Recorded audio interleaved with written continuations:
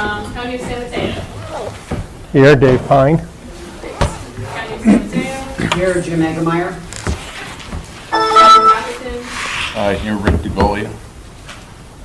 City of Belmont. City of Brisbane. City of Burlingame. Town of Colma. Joe Silva, City of Daly City. Mike Ingona here. City of East Palo Alto. City of Foster City. Catherine Mahampur for Gary Pollard. City of Half Moon Bay. Deborah Penrose. Town of Hillsborough. Liz Cullinan for Larry May. City of Menlo Park. Say your name. City of Millbrae. Wayne Lee. City of Pacifica. John Keener. Town of Portola Valley. Jeff Elfs. City of Redwood City.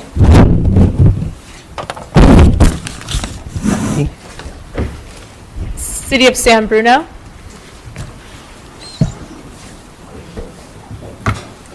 City of San Carlos. City of San Mateo.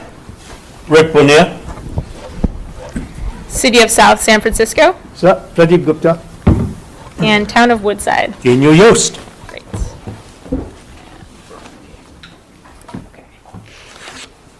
Okay, looks like we have a quorum.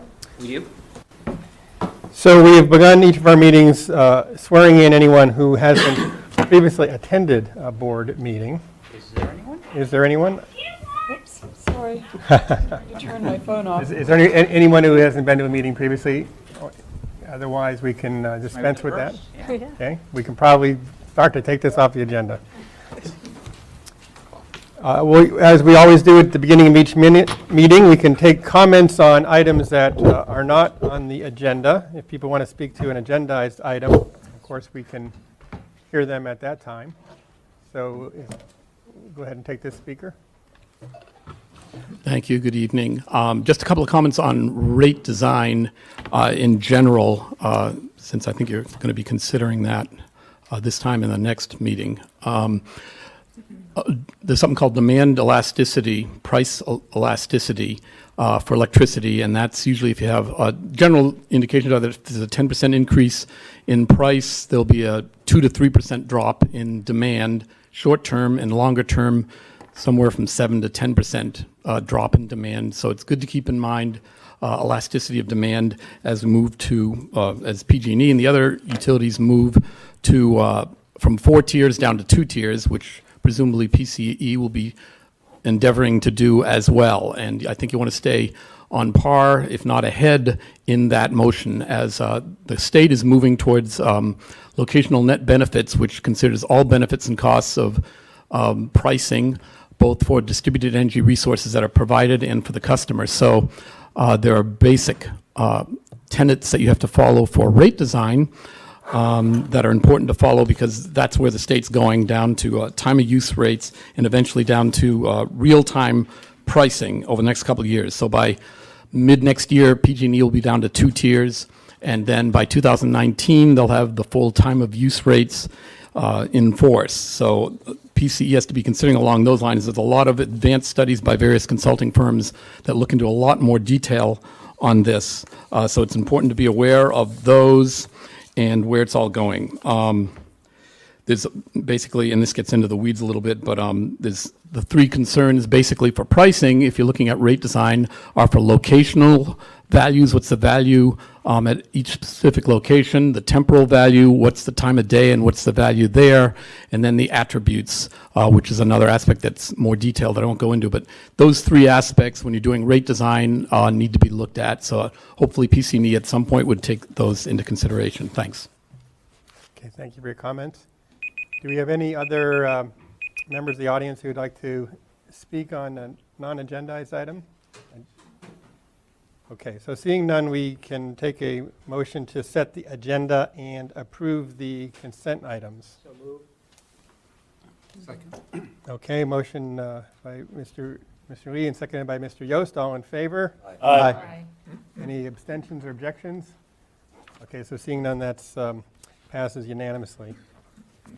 Just a couple quick comments from me. Really excited to have our new CEO sitting here at the table.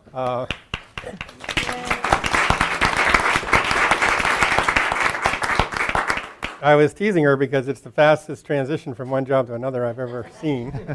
And actually, she's not really official until tomorrow. And I told her, don't come tomorrow because then it's a 3-day weekend. But she insisted that she's coming tomorrow. And she's here tonight. So we're thrilled about that. I also just like to make a general point that, quite a long time ago, the decision was made to really push for, launching our services expeditiously as possible. And as you all know, we are marching towards a October 1st launch.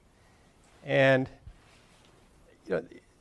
I think that was a good decision, but I do want to just point out for the board's understanding, although I'm sure they appreciate this, is that we have created a very tight schedule, and we've had to really call upon our internal staff and our external staff to just operate at a really fast pace, and they've been just working really hard. So we have weekly status calls every Monday, and there's a big team now. And when you look at the folks from Noble and all they're doing to get the call center up and get the data management ready, there's an incredible amount of work going on, assessing the ESP contracts. A number of people are working hard on financing. You'll hear about updates on all of these items, but I just want to take a moment to thank the internal team and all our partners because every day they're pushing the ball forward in a really expeditious way. So I really appreciate it.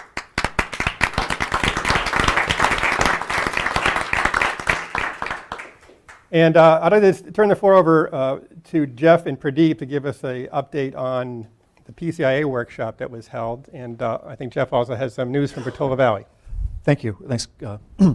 Yes, last night at our regular council meeting, Portola Valley voted unanimously to introduce all of our default customers to Peninsula Clean Energy at the 100% renewable level, starting in April of 2017. So, that was our vote last night. Okay. And as Dave mentioned, Pradeep, Jan, and I attended a meeting at the SFPUC, which was a PCEA strategy session. And I'll let Pradeep talk a little bit more about some of the details. The overall goal, and this was Lean Energy helped convene this, so thank you to Sean and her team for sort of organizing and helping facilitate discussion. And what it really was a chance to gather sort of all of the CCA players in one place. And so all 4 active CCAs, ourselves, and the other sort of up-and-coming, the presumptive CCAs that are out there, we're all in one place, partly to sort of make sure that we're all on the same page strategically in terms of modifications we might propose, and also to make sure that we're sort of working together to have one unified voice. Because 5 CCAs and advocacy groups, going to commissioners, legislators, et cetera, with different pitches, can be very confusing. One unified voice from all of the CCAs would be a very powerful tool. And a decade from now, 50% of California's power could be contracted by CCAs. So we are rapidly reaching the point where we will not be a rounding error in statewide energy. We will become a major player. And so I think we're laying the groundwork for a very collaborative, unified front on that. And I will let Pradeep elaborate. Oh, thank you, Jeff. And you summarized the overall target of that meeting very well. I just wanted to pick up 2 key points that you made. One is one voice. We do not have a formal organization which would represent all the CCAs in public meetings, regulatory hearings, those kind of things. But it's becoming more and more apparent that we should have some kind of unified, thought-out process before we start asking either legislation or commissions to do things on behalf of our customers. So I felt politically there is a need to formalize that kind of group that we met on Monday in San Francisco. Number 2, there is a certain amount of, in conjunction with all the details that you talked about, Chairman Hine did, in terms of all the work going on right now here to get started, this workshop focused on some of the details that are continuously going on in terms of which impacts our operations, such as legislations, the commission hearings and their decisions, etc., which can impact our rates as well as our freedom to do what we want to do. So, and it's a real-time thing. It is not that every 6 months we look at it and then we realize that we lost an opportunity. So I think this is a very critical work that had been started earlier before we even entered the picture. And I really congratulate those people who had that thought out, like Lean Energy. So there are a lot of discussions which took place, and we prioritized what are the items where this group will work together in some kind of work groups fashion on 4 topics. On the they ranked those 4 topics, and we all got together in subgroups to talk about those topics. So I'm going to just enumerate those 4 topics, and that's the starting discussion. It's not happened yet. First one was the idea of PCEA being phased out sometime in future. It's not forever. It's going to stick to our customers. That's number 2. And there's a potential option of that in terms of initial buyout. Like we can just buy out that future expenses into one lump sum amount. So we know it's an expense, but it removes the uncertainty of what the PCIA will be in the future. Number 2 is actually leaning on that. What is the cap? What's the maximum PCIA could go in the future? And what is the certainty of that pricing? Like how can we increase the certainty when we talk to our customers for stability point of view? Third one was there's a lot of lack of education about what CCA is and what it is not in terms of our public representatives in Sacramento or in PUC. So there's an effort required for education part to take place from everybody. And some of the activities that this group was thinking about, namely common studies and reports and easily read and understood materials about CCA, would be an idea that could be pursued. And fourthly was more technical, namely whether the utilities are really basing their PCIA to the intent of the statute, namely that they can only charge PCIA if it is directly attributable to the customers who are leaving the utility. Number 2, and those costs are real costs that utility will bear out if those customers left the utility. Now, that was a statute of PCIA underpinnings. So one of the ideas that we are going to look at that a little bit more carefully about the filings from PG&E or SCE or San Diego to see if that statute has been well followed in many of the numbers and calculations or not. So that's a technical group which will be looking at this a little bit more carefully. And that's the group I'm very interested in, because for about 5 years I used to do load forecasting for Southern California Edison Company, and I can tell you for sure that the uncertainty of those load forecasts is huge. Like you can pass a truck through it, drive a truck through it. So to think about that, this particular forecast, which is basis of the contracts, makes you obligated in the future for next 20 years for that cost that may be because of the error that they made, etc. So anyway, I wanted to give you a flavor. It's a very healthy group, very well-informed group, and I was a newcomer to that, so I want to thank all the pioneers who have done the hard work already. Thank you very much. All right, thank you. We're glad to have Pradeep and Jeff on the case, that's for sure. So let's get into the meat of our agenda. So the first item is an overview of the rate setting process. So I turn it over to Jim or Jan to introduce that. Yeah, John Gillespie's going to. Okay.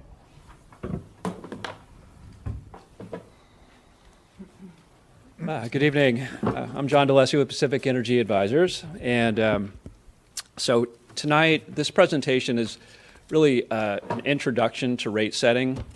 As I hope you're aware, you will be setting rates for this program in the coming weeks. And so I want to just set the stage with a little bit of background information. And at some point, we'll be presenting a recommended rate design or set of rates for your approval, but that's not tonight. By way of background, it's interesting, Director Gupta worked at Edison. I also worked at Edison many years ago. I started off in the rates department. I was fresh out of school, and at the utilities, they have a lot of people, and so people get very specialized. And when I started off, my specialty was streetlight rate design, so it gets down to kind of that level. I broadened a little bit since then, but that was the beginning. So happy to talk about rates. So let's get started. So from the highest level, I think basically the customer is going to receive a bill. It's going to continue to come through from PG&E, and that bill will include PCE's charges for generation services that it will be providing, and it will include PG&E's charges for delivery services, right? So they continue to deliver the power, and they continue to bill the customer, and they collect on behalf of they collect the money on behalf of PCE. Now, this board is solely responsible for adopting the PCE rates. For the PG&E charges, both their generation rates for their generation service customers as well as delivery rates, they're regulated by the California Public Utilities Commission. So the CPUC is responsible for approving their rates, including delivery as well as the PCEA and the various surcharges that we're not too pleased with. In terms of the general rate design process, rates are established on a forecast basis. So it's termed a test year. So basically it requires a forecast of energy sales and other billing quantities that are consistent with your rate structure. And so these are known as billing determinants. What I mean by this is if PCE has a rate structure that included, for instance, different rates for by time of use period, a peak period, an off-peak period, the forecast would have to be energy sales by peak and off-peak. So it begins with a forecast of quantities, billing quantities for the test year, and very importantly, the amount of money. What is your budget? What is the total revenue requirement? It's called, that you're trying to recover through your rate structure. So the revenue requirement, again, you can think of this as the program budget, but these are all the program expenses, including projected power supply costs, costs of staff and data management and debt service, as well as a targeted reserve amount. So you want to set your rate at a level where you recover your costs, of course, but also generate some surplus that you can stash as reserves for rate stabilization or other purposes. Now, it's important to understand that you have your revenue requirement and you have your sales. There can be many different ways to recover that revenue requirement. So rates can be designed in a variety of ways to essentially recover that same revenue requirement. And that's the rate design process itself. Okay, so what types of charges, if you have different end users, you have residential customers, you have commercial and industrial, how does that pie, so to speak, get split up amongst the different users? So that's rate design. Why is it important to really think carefully through your rate structure? Well, there's really two critical aspects to rate making. One is financial.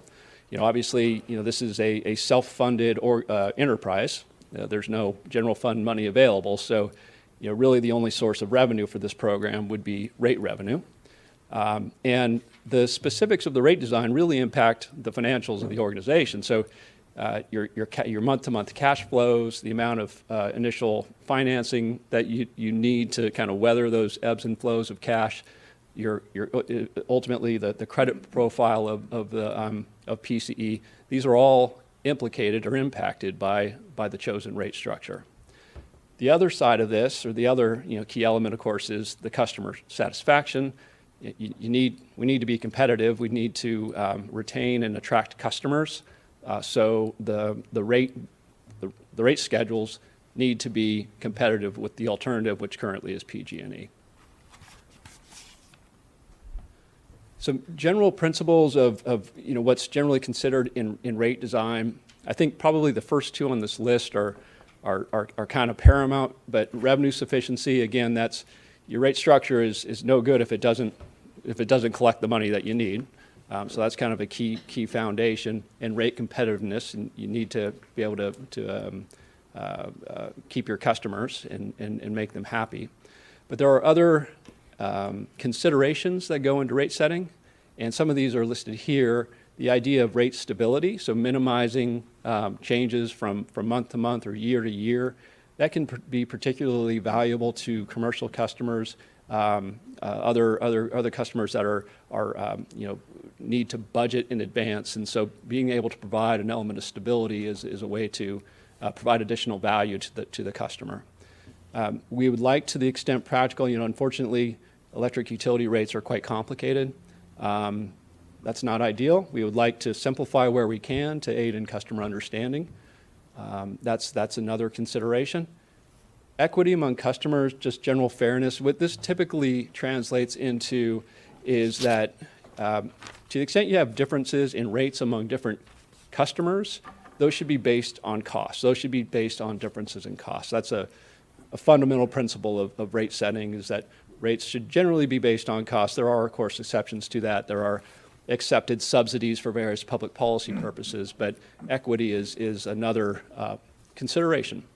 And then finally, efficiency. So, through your rate design, you send price signals. You essentially encourage customers to use energy during particular times of the day, for instance. So things like electric vehicle charging rates, which are very low in the, when power is cheap at nighttime. Other types of what they call demand response rates, maybe conservation signals. These can all be facilitated through setting rates. Okay, so that's kind of the just theoretical stuff. Now getting to PG&E's rates. So basically within the county, there are 54 unique tariff options that PG&E offers. That's actually, they offer more that customers take service under. In the residential class, the sort of the default rate schedule is E1. Most of us, are probably take service under E1, but there are actually 20 different residential rate options or rate schedules that customers take service under. And then, across the other customer types, there are numerous rate schedules as well. Now some of these rates really only differ on the delivery part of the bill. So the generation charges might be identical amongst these 54 different rate schedules. So if we wanted to if we wanted to sort of mimic PG&E's rate structure, we could probably get by with 30 to 40 different rates, okay? That's just kind of the reality of it. Wow. Can I pause there? Yeah, absolutely, please. Do you have any thoughts on how important it is to mimic PG&E? I realize it makes an apples-to-apples comparison a little easier for an individual making that comparison. But, if we had some smaller subset of 3, 4, 5, it would seem to be easier for someone to get their arms around what those are. Any thoughts on that? Yeah, I think that's definitely, I do have thoughts on that. So I would say generally having a similar structure, at least for the majority of the customers, would be important. And there are a few different reasons, but I would say one is the one that you mentioned, is just making it comparable, easy to compare, apples to apples. The other thing to think about is when we get into, let's say PG&E has a time of use rate for residential customers as an option. It's important because they're still providing and charging for delivery service that we don't have, that we have a rate structure that's consistent with that, so it's not confusing to the customer.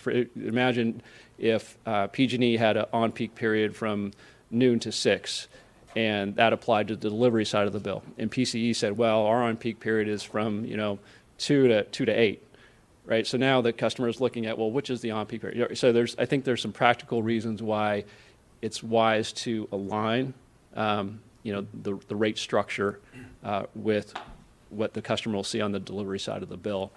And then I think the third reason that I like the idea of adopting a similar structure is just, making sure that when customers switch over, that it's a smooth transition, and that you're not having some customers who are benefiting a lot, and maybe some customers, because they use energy differently, are actually facing higher costs. You could have that, for instance, again, if a customer's on a time of use rate, and let's say PCE just offered a flat rate, you could have a situation where a customer who used a lot on peak would benefit greatly by going to flat rate, but if another customer used a lot proportionally off peak, they could actually wind up paying more. So I think, making sure that everybody kind of gets the same deal, so to speak, I think is another reason why it probably makes sense. Now, that doesn't mean you need to, match every possible option. And I think part of the exercise here will be to go through and say, look, we have two residential customers on this particular option. Do we really need to have a rate for those folks? So I think there is an opportunity for some consolidation. Yes? Yeah, how satisfied are PG&E customers with rate stabilization of rates? How happy are they when they get a rate change? Do they understand it? Well, I think rates change frequently with PG&E. Yes. I think we all recognize that. It's hard to say how customers react to that. I can only speculate and speak from my own experience, to be honest about that. I think to the extent that some of it goes unnoticed, Right.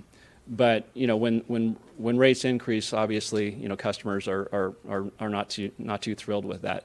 I think where we see that value of stability in my experience is really with the business customers and some government customers that they're really more focused on hitting their budget, and that's being able to provide more certainty around their power costs is beneficial. Maybe it's less impactful for residential, but that's a little bit of guesswork on my part. Yes. When a PCE customer is choosing a rate, will we just automatically match their generation rate with a PG&E delivery rate, or is there some question about which delivery rate they get for a certain generation rate? Yeah, so you would just map schedules so that PG&E effectively would be administering that eligibility criteria. So because customers do change schedules with PG&E, and they would continue to do that, and then. I mean, the way I envision it anyway, and the way that other programs have approached this, is that you would just have a mapping that says, okay, if the customer is served on this PG&E schedule, or one of these PG&E schedules, they would be served under this PCE schedule. So it would just be automatic that way, and that would be administered by, in this case, Noble as the kind of the data manager, the billing administrator. I don't understand the implications of the difference between delivery rates and generation rates. Okay. So maybe you could address that. I'd also say PG&E is in the process of a rate elimination right now, so they're pushing people onto new rates, and that's caused those that are like myself who are being moved to look at what their rate structure is. And I assume at some point we're going to go through the detailed rate structures. Yeah. Because like you said, there's confusion between when time of use might begin and end, and we could end up with a conflict with PG&E, but I've looked at the PG&E time of use rates. I think that for residences there are 5 of them, and they are totally in conflict with each other. So they do exactly what you just said. Right. There's some that go from noon to 6, there's some that go from 2 to 8, there's 5 different time periods, and some have 3 periods, right? An intermediate off-peak period. It's very confusing. It is. I hope that we will simplify a rate structure and make it make sense without adversely impacting our customers. We all want it to be cost advantageous to our customers. Yeah. Yeah, no, that makes sense. So let me just kind of take that first question about generation versus delivery. And so what I mean by that is, right, PCE is going to be in the business of providing generation services to customers, right? We're buying wholesale power and we're going to have that energy delivered over the PG&E system to our customers. So, right now, since PG&E is serving those customers, it's PG&E is buying the power for them, right? Their rate is separated, and I'll have some more detail on this in some slides in a moment. But if you actually look at PG&E's rates, they are separately stated for generation service versus what I'm calling delivery service, but it's basically transmission and distribution and kind of the poles and wires. You can think of it in that regard. So generation is you've got generators that are actually producing electricity, and then you've got the transmission wires and the distribution system to actually connect to the end user. So what we're in the business of generation, we're replacing essentially PG&E, who's playing that role now, but PG&E will continue to provide the delivery, right? And so that's what I'm talking about there.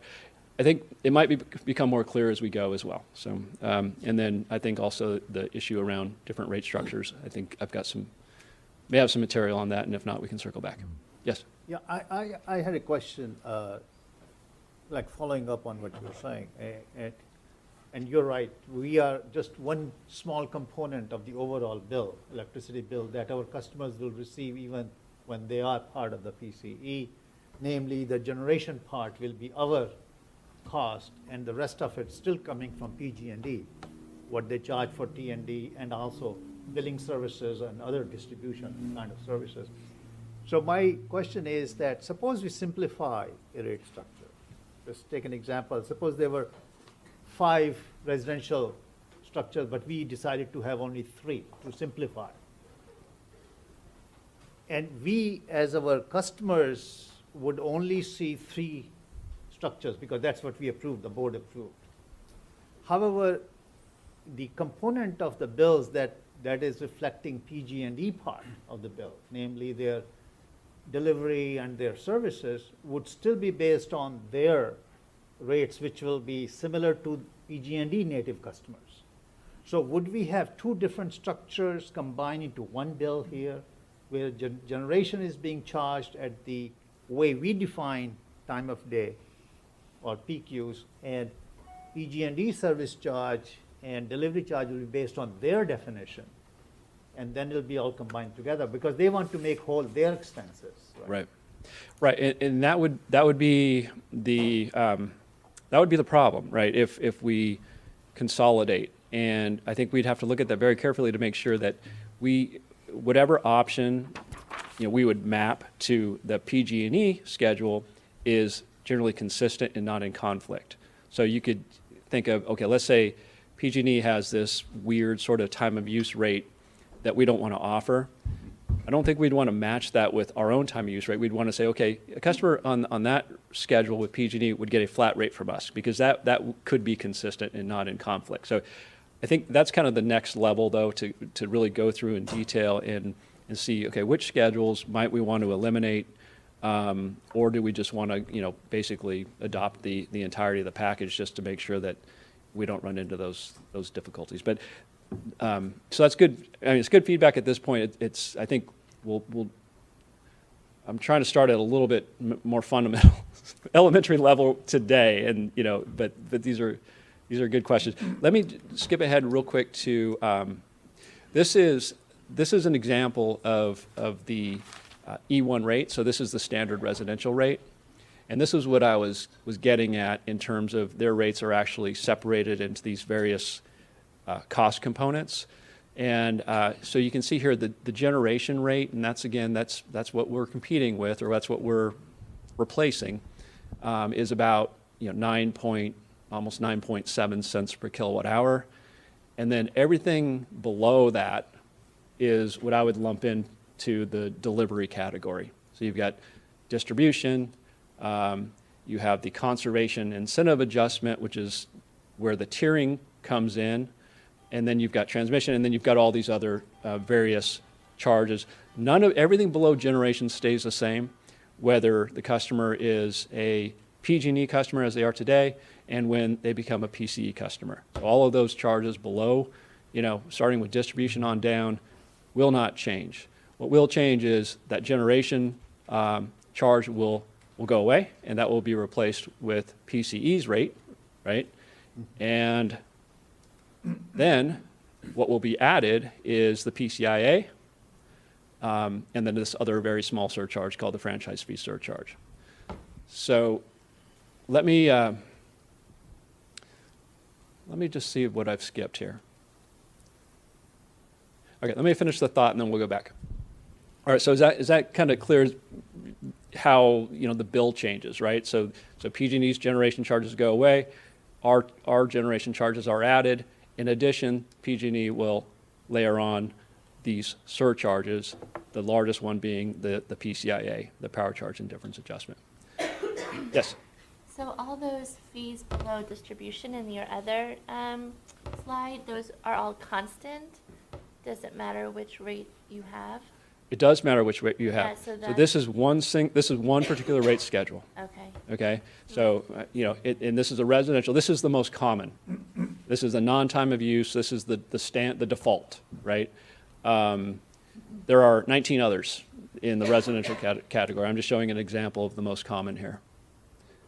One thing that I will note, there's reference to tiering, and that is in fact part of the residential rate structure. In other words, the more energy that a customer uses during the month, the higher the higher rate is that they pay. You can see this where that comes into play is in this conservation incentive adjustment. As the customer uses more as relative to the baseline allowance, that price goes higher.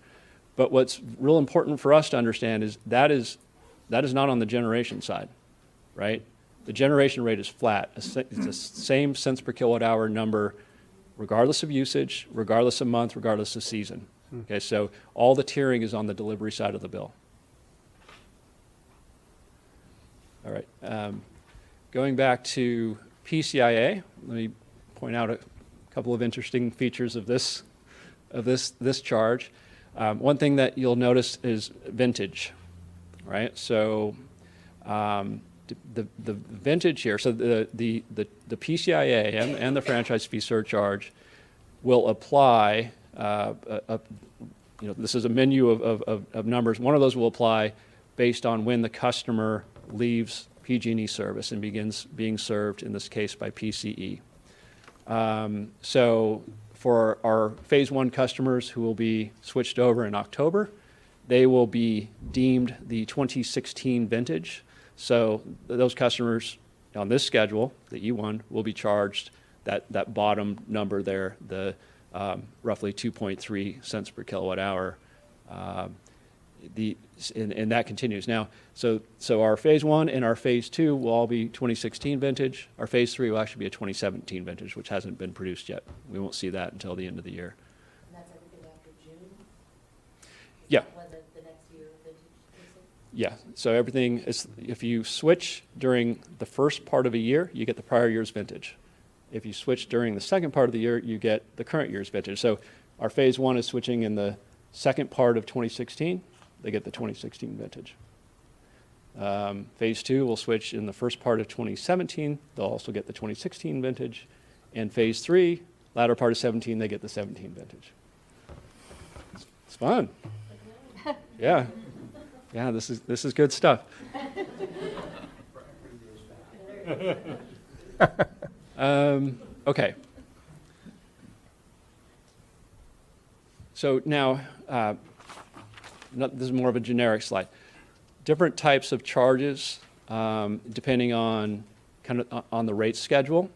So some rates include fixed charges. This is just kind of a fixed amount per month, usually expressed in terms of dollars per day in the billing period, because billing periods can vary. So this is just a fixed customer charge, like your cable bill.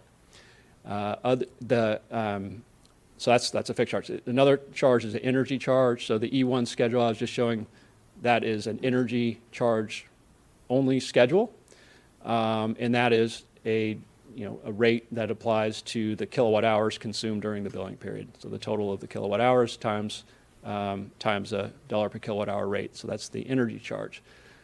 Now, there's variations on that. So there are, it could be a flat energy charge like we saw with the E1 generation rate. It could be tiered like we saw with the E1 delivery rates. Some schedules have seasonal energy charges where it's higher during the summer season and lower during the winter season. And some schedules have time of use energy charges. So you have the peak period of the day, you've got a high rate. Some have three time of use periods, peak, mid-peak, off. Some are just two. So there's a whole variety of charges. So that's energy charges. And then there's a third type of charge that you'll see called demand charges. And this sometimes confuses people. But a demand charge applies to the maximum demand at any, you can think of it at any instant during the billing period.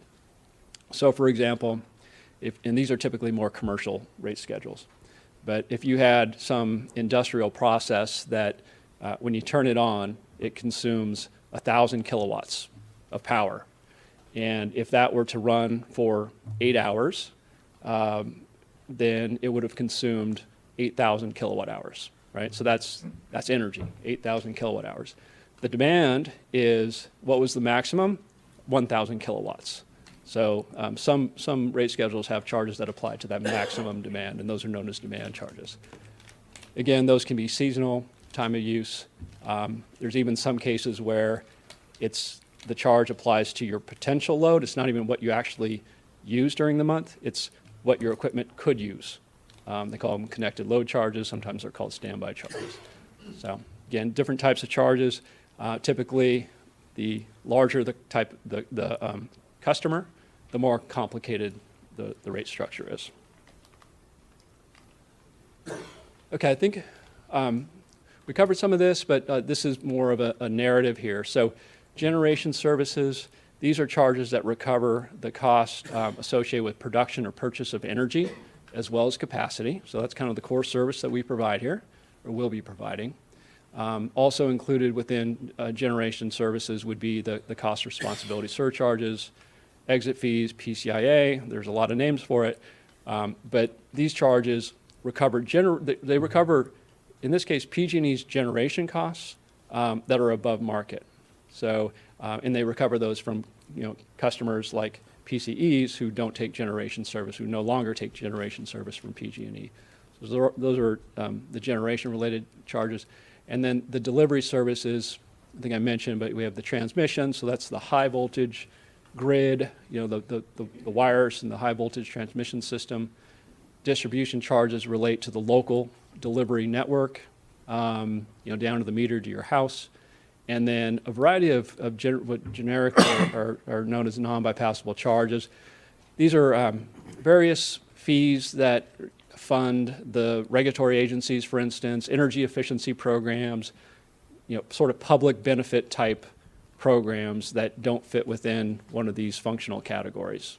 And again, when we looked at this rate schedule, you can see some of those in regards to there's a public purpose programs charge, for instance, at 1.4 cents per kilowatt hour, nuclear decommissioning, et cetera, et cetera, et cetera. There's a whole host of these various charges. All right.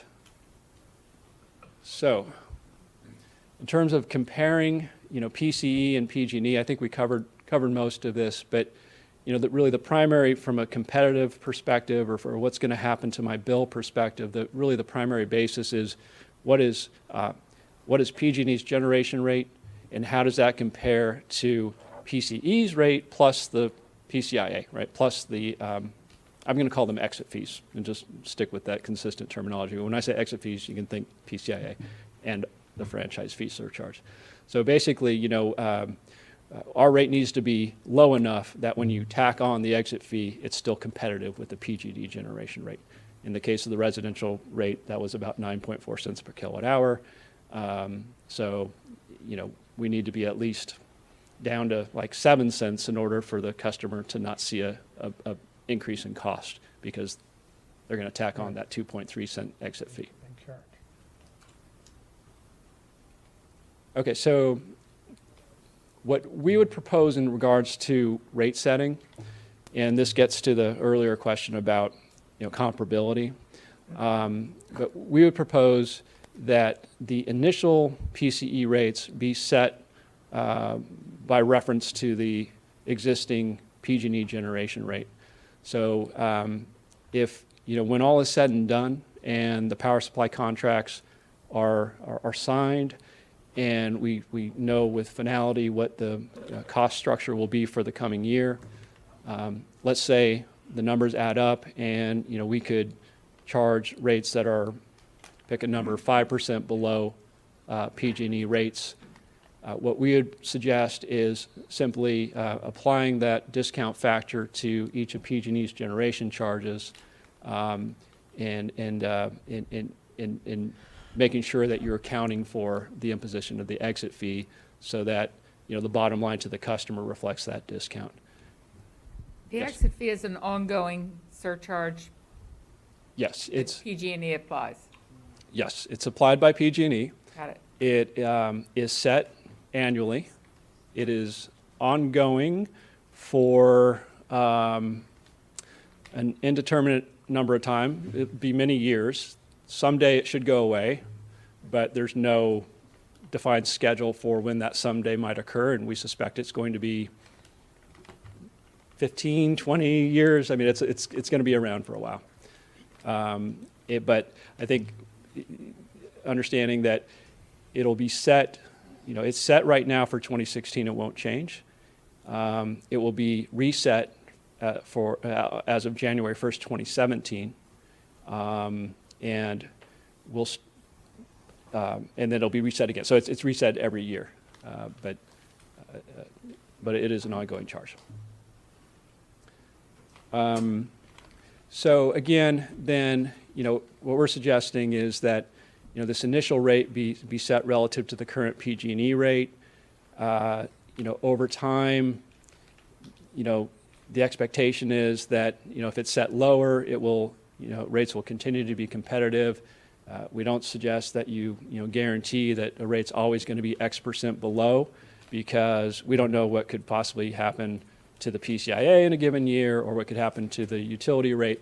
But over time, it's our expectation, I think it was borne out in the technical study, it's borne out in the, where we can start here based on the RFP bids, we would expect that, that rate advantage would continue over time. Yes? Yeah, so when we talk about targeted rate savings or comparison, the second 2 points, we'll have to sort of come up with a rate, and then we'll just have to simulate a typical load shape, basically, and try to say that take a typical customer using our proposed rate will be cheaper than, be comparable to PG&E over the course of the year. But so it will be sort of a prediction that's kind of class-wide, and it won't be. Well, I think initially it can be actually more exact than that. If you look at this example, for instance, this would be for the E1 rate, and just for discussion purposes, let's assume that we want to be able to offer kind of a 5% savings on relative to PG&E's generation rate. What in this case we would just take 5% off of their generation rate, and then subtract out the exit fees, and that would be the rate that PCE could charge. So in this case, if PCE charged roughly 6.8 cents per kilowatt hour, when the exit fees are added back on, that total cost will be 5% below PG&E. We can do this sort of charge by charge, schedule by schedule, and set it up where at least at start everybody gets that same kind of 5%, if that's the number. Yeah. I think over time, as let's say next year PG&E changes their rate structure a little bit, moves some charges up, some down. Okay, now that's no longer going to hold, right? That everybody has the same relationship, but at launch it could be structured that way. Can I ask just sort of a clarifying question on Jeff's question? So, are you saying that if you applied this methodology, you could say to an individual customer that your rate is 5% less than PG&E, or do you have to say on average across all customers there's a 5% savings? Okay, so great question, and unfortunately nothing is as simple as I would like it to be. So you can say I'll take a yes or no. you could say to everybody under this proposal that your generation costs will be 5% lower. Yeah. Now, that doesn't mean your total Your bill. bill will be 5% lower. Which is That would always have to be an confusing. average, right? Because think of the residential rate structure. The delivery charge is tiered. So if you use 100 kilowatt hours, Oh, yeah. it's different than if you use 2,000 kilowatt hours. So that's the rub. When we talk about your total bill impact, we'd have to talk averages. But what you're saying, therefore, is that the generation rate is fixed regardless of what time of day you consume electricity or how much you consume? No, I'm not saying that. So let's say we were looking at a time of use schedule here and not this flat rate E1. So I would say that the on-peak rate would be, for PCE, would be 0.95 times PG&E's on-peak Okay. rate, right?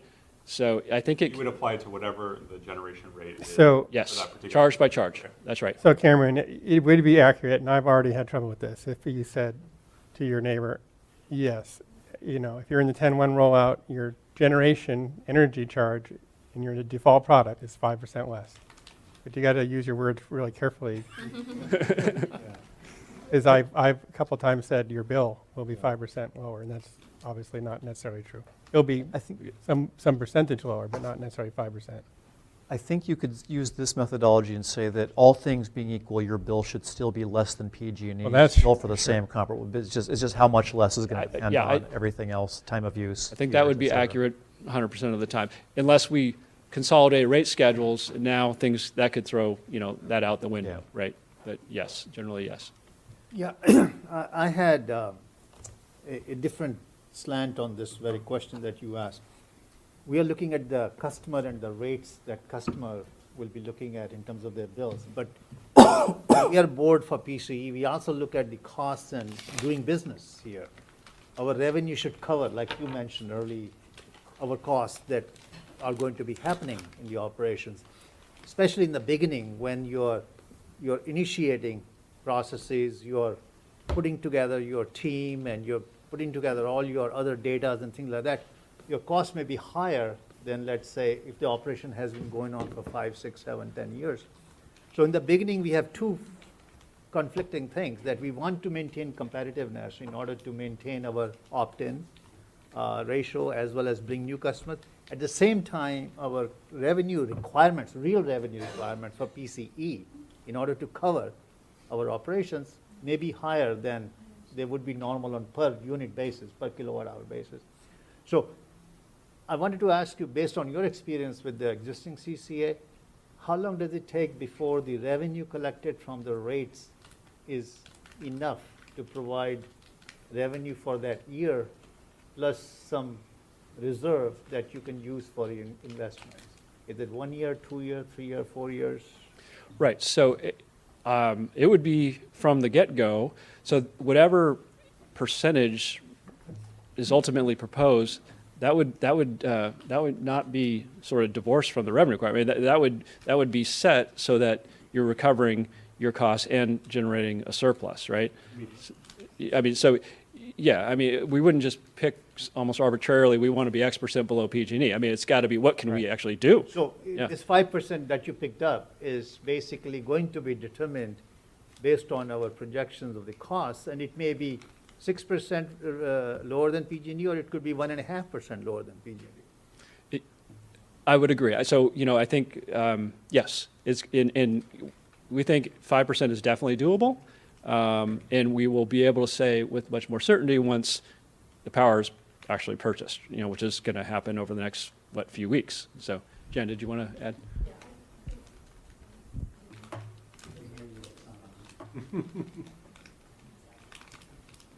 Want to come up here? Is that? Okay, how about that? Yeah.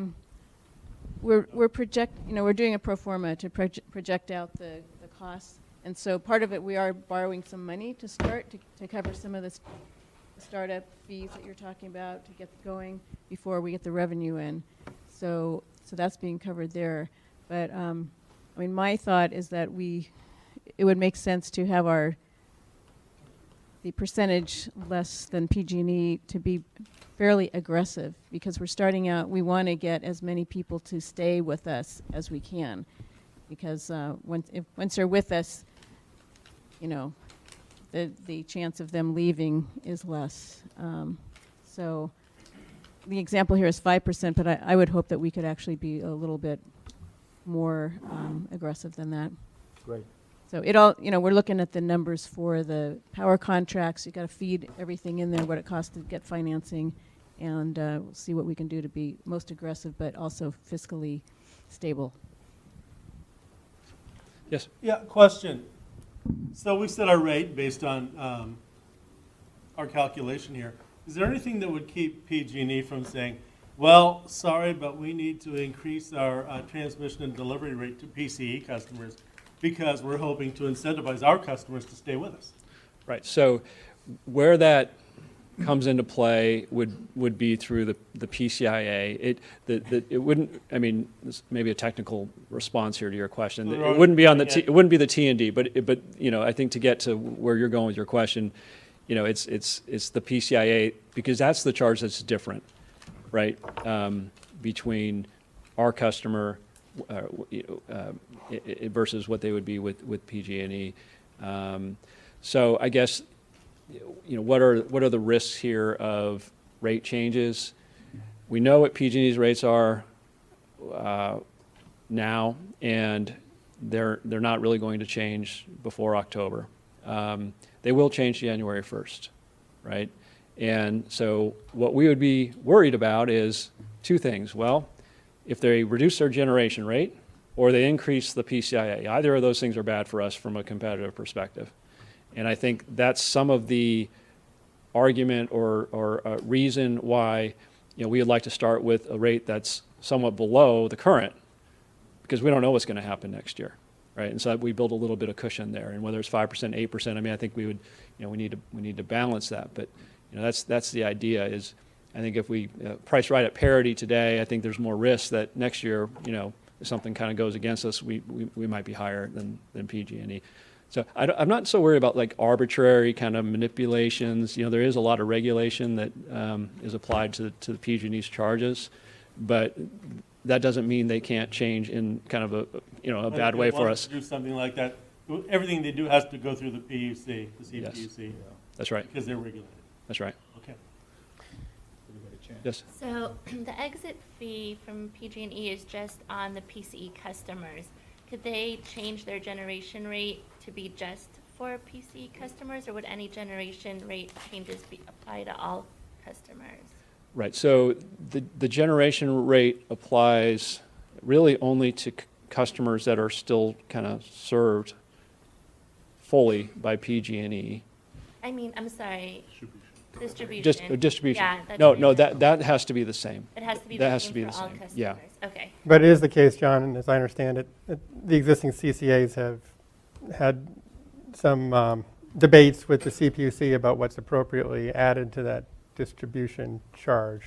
Well, yeah, and so the potential sort of game there, or is trying to move what should be in the generation rate to the distribution rate, right? Because that would make PG&E more competitive and harder for us to have a competitive rate. If they were successful in taking costs that should be collected through their generation charges, move that to the delivery side of the bill, now they're super cheap on generation, right? And they still get their money because they get it through. So that is that's sort of the constant regulatory vigilance. I mean, there's proceedings for everything, and that would potentially happen in a general rate case, for instance. So you have to watch out for that stuff. Not to accuse PG&E of anything. Right, so okay, so it's my understanding that in our first meeting in June, we will be talking about rates and the discount that we would offer on the First or maybe second. Yeah. First or maybe second, okay. Yeah. So the purpose of today's presentation was just to give this primer on all of this. And so I do have one speaker which I'd like to take, and then we should probably move on to our next item, since that's a meaty one that requires action by the board. So we have James Tulea. You have 2 minutes, James. Hi, I won't take that long. James Tulea from, I live in Sunnyvale. I used to work at PG&E's Energy Efficiency Program area for about 7.5 years.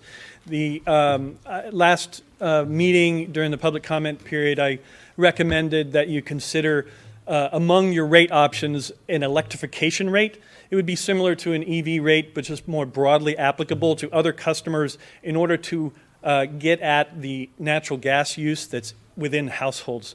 2/3 of greenhouse gas emissions come from natural gas within the average Bay Area home. So what I wanted to just point out, and your experts on rates will need to analyze what the option means, but it shouldn't have to, an electrification rate doesn't have to disrupt your enrollments. You wouldn't necessarily have to match up that initially for customers that are joining, but to have that as an option in your first period gives you flexibility to have a program or initiative to help electrify homes so that it becomes an option for someone to switch to before you want to change your rates maybe a year from now. So since you want rate stability, put the electrification rate option in as another rate option. It could be just an expanded EV rate, just more broadly applicable, but just give yourself some flexibility to have a program to help take some of the natural gas out of those homes. Thank you. Yeah, I do want to move on, but I don't know if, John, you want to comment briefly on this concept?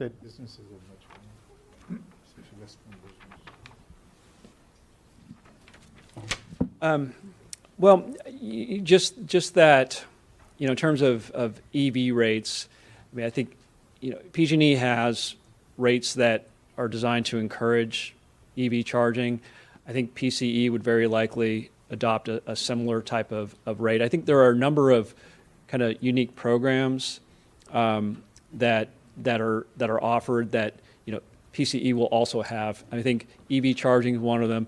I think net energy metering, that's something that is, that tariff is under development, and I think we'll have a lot more to say about that, at the next meeting or the one after that with a proposed net energy metering tariff. There are demand response programs. So there's kind of the core rate structure, and then there are these other tariff options and programs. And I think the sort of the basic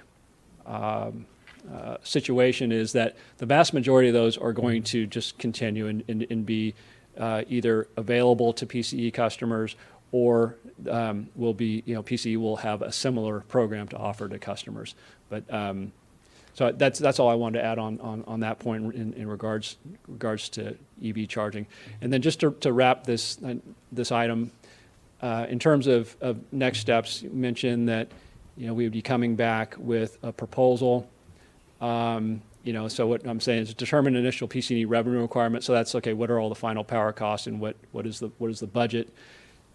Begin mapping the PG&E tariff options to a PCE rate schedule. That would be consideration of potentially consolidating or not the different options, and then present a draft schedule of rates for your approval. All right, great. That was a really helpful presentation. Well, let's move now to item 3, where we'll discuss and approve the the targeted energy content of the default product. And I know John's back up here, and I think this one will be briefer. So, yikes. Is that me? Oh. So our recommendation on the default energy product is that initially it be set at a 50% renewable energy content and an overall 75% greenhouse gas free energy content. And this is essentially the resource mix that was studied as scenario 2 in the technical study. It's the portfolio that was included in the implementation plan. We've characterized that, of course, as a minimum 50%. But that's the portfolio and product content that really all of the financial modeling has been geared towards. There's nothing that we saw in the RFP responses that would suggest to us that it would be wise to push that up initially. We do think that over time there would be an opportunity to increase either the renewable energy content, the carbon-free content, or some combination of those. But we think that, to start off, that would be a very compelling product. It would be, we think you could offer that at a rate a little bit below what PG&E charges, generate sufficient reserves, and that's a sustainable offering. So, I guess that's kind of the gist of what I wanted to say, but I wanted to open it up to discussion, or if anybody has any questions about that recommendation. Yes? Can you tell me again what PG&E's renewable energy percentage that they offer and what their greenhouse gas-free percentage is? Yeah, that's a excellent question. I wish Kirby was here, but my recollection is around 27% renewable. 30? Okay. So it's 30. Really? 30, and then greenhouse gas, I want to say it's around 60%, but that's not an exact number. I think it's a little bit lower than that, in fact. And 20% is nuclear, so. That's true. GHG-free. So their PG&E's GHG-free resources would be their renewable supplies, their hydroelectric supplies, which is about 10% roughly of the total portfolio, and then their nuclear generation, which is roughly 20% of their portfolio. So I guess if you add those up, you're at 60%, all right? 30 plus 20 plus 10. Yeah. Thank you. So 75% would be considerably better. So in thinking about this, it would be really helpful to have some sense of what the pricing range is, or the cost range for the different sourcing options, with whatever the components of the carbon-free would be, of what the natural gas-generated electricity would be, and of what the mix of the renewables would be.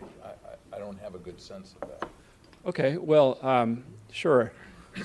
So the conventional power, of course, it depends on which time frame you're looking at, but let's just say for what you could get conventional power for, buying it now for 2017, the whole calendar year. I'd say that, you can get that for below 4 cents per kilowatt hour, okay, roughly. And conventional is natural gas generated, is that what you mean? Natural gas, or not just non-renewable. You're not making, nobody's making any claims when it's conventional that it's either renewable or carbon-free, anything like that. It's just basically either unspecified source, purchased from the market. Predominantly, it's going to be natural gas supply, but it's not necessarily specified as such. Okay, so that's just, power. If you're just going out and buying power, you didn't care about, any of the renewable characteristics. A little bit under 4 cents. For renewable power, there are different types, I would call it, different regulatory categories. So they call them buckets, bucket 1, bucket 2. I won't bore you with the details, but the bucket 1 is kind of the most expensive, and that's the one that you need the most of for regulatory purposes. And there's a premium for that relative to conventional supply of, somewhere between $15 and $20. 1.5 to 2 cents per kilowatt hour. All right, so take the 4 cents, add another 2 cents to that, so you're at 6 cents roughly for bucket 1 renewables. And then there's what's called bucket 2. That's a little cheaper. That premium maybe is half a cent per kilowatt hour.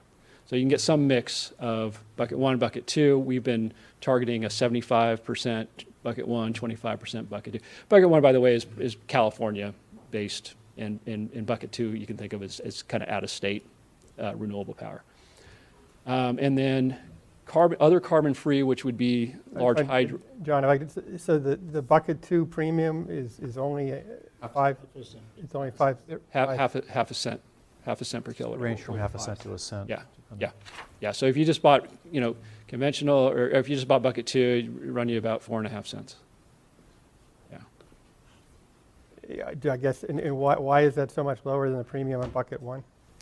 Well, it's, part of it is because it's out of state, and there are limits from a regulatory perspective on how much of that you can use for RPS compliance. So it's kind of an inferior product from that perspective. Bucket 1 is universally applicable to meet your renewable portfolio requirements, it's primarily in-state renewable generation or very specific scheduling requirements of out-of-state resources, but so it's a kind of a premium product. And so there's just less demand for the bucket 2 because you're limited on how much of that you can use for compliance. Now, I see. we're going way beyond compliance. We're not really worried about compliance here. But the big buyers, the utilities, are. And so, that kind of drives the market more than what we're doing at present. If we are open to using clean, green, out-of-state power, hydro from the Pacific Northwest, et cetera, stuff that would fit into bucket 2, and we're going so far. Confirm that, though. Is large hydro from Oregon or Washington a bucket 2? Is it a renewable? No, it's not. It's not a qualifying renewable. So That would fit in. Conventional, or is it another category? Well, hold on. So that would fit into the third category, which would be other carbon-free. Okay, so that would be a purchase from a specified hydro generator, let's say in Oregon, that is then scheduled into California. Okay, and that currently is actually pretty cheap. So I would say 0.2 to 0.3 cents per kilowatt hour, cheaper than the bucket 2. So why wouldn't we get more of that in order to have a higher, both keep the rates low and have a higher renewable or greenhouse gas-free? Right, because it's risky, that's why. And it's risky because there hasn't been a real demand for that specific product until CCEs came along. And there's a limited supply. They're not making any more large hydro, right? But it's available now, or we? Some is available now. There's a real question about how long it will be available and at what price. So I would advise against going too heavy with that and relying on that, because let's say we could buy it now and still be competitive, and we go all the way to like 100% GHG free, highly dependent on hydroelectric. 5 years from now, we can't get it. Now where are you? Now you're kind of backsliding. So it's, from our perspective, that's not sustainable, and it would be risky. It would put you at risk of having higher rates than PG&E. So I would say use some of it, but exercise some caution here. And John, just to add to that, correct me if I'm wrong, but there's also some congestion risk of the more things that we get from Washington, Oregon, right? I mean, there's a limit on the transmission grid coming from out of state. There is, and so that's another constraining factor. It's not just the physical supply of generation, but how much of it can you get into California? And that congestion risk will get worse as more people start trying to buy, as California groups start trying to buy Washington power. That transmission grid line is not growing. So that's not growing either. That's correct. And we have heard, from some of the companies that, for other clients, we've bought this source that, don't expect it to be available with all these new programs coming online. So I think it's a real concern. So it's kind of this, maybe a short term, maybe it's an opportunity, but I think that sets you on kind of an unsustainable path, and ultimately I don't think that would be wise. So, a bunch of questions. Go ahead. As a non-technical expert in this field, I think many of us are getting very educated on the nuances between renewable and GHG-free resources. But I'm just a little bit concerned that the message, what we've been hearing is a 50% default, automatic default. But really what we're talking about today is 73, and I think that the general public focuses on numbers. And so we should be careful about what we're talking about so people don't feel deceived. Are we going for 73? Are we going for 50? What kind of message have we sent? And to reinforce kind of what you're saying in a way, our city has a greenhouse gas target. We don't have a renewables target. Mm-hmm. We have been talking a lot and educating our residents about greenhouse gas free and how we're striving to be, make these GHG targets. So when you say 50%, they're just going to think 50% greenhouse gas. It's very confusing. I think that we should focus on the greenhouse gas. It's more what people are concerned about at this point in terms of what we've been talking to them about and the targets that we've set. and I think better highlights what we're doing. Okay, well, that would be the 75% number, so I think that's what, if that's the case, that's what the, marketing push should focus on, but, So I think that's a really good point. It is a good point. I think it's really important.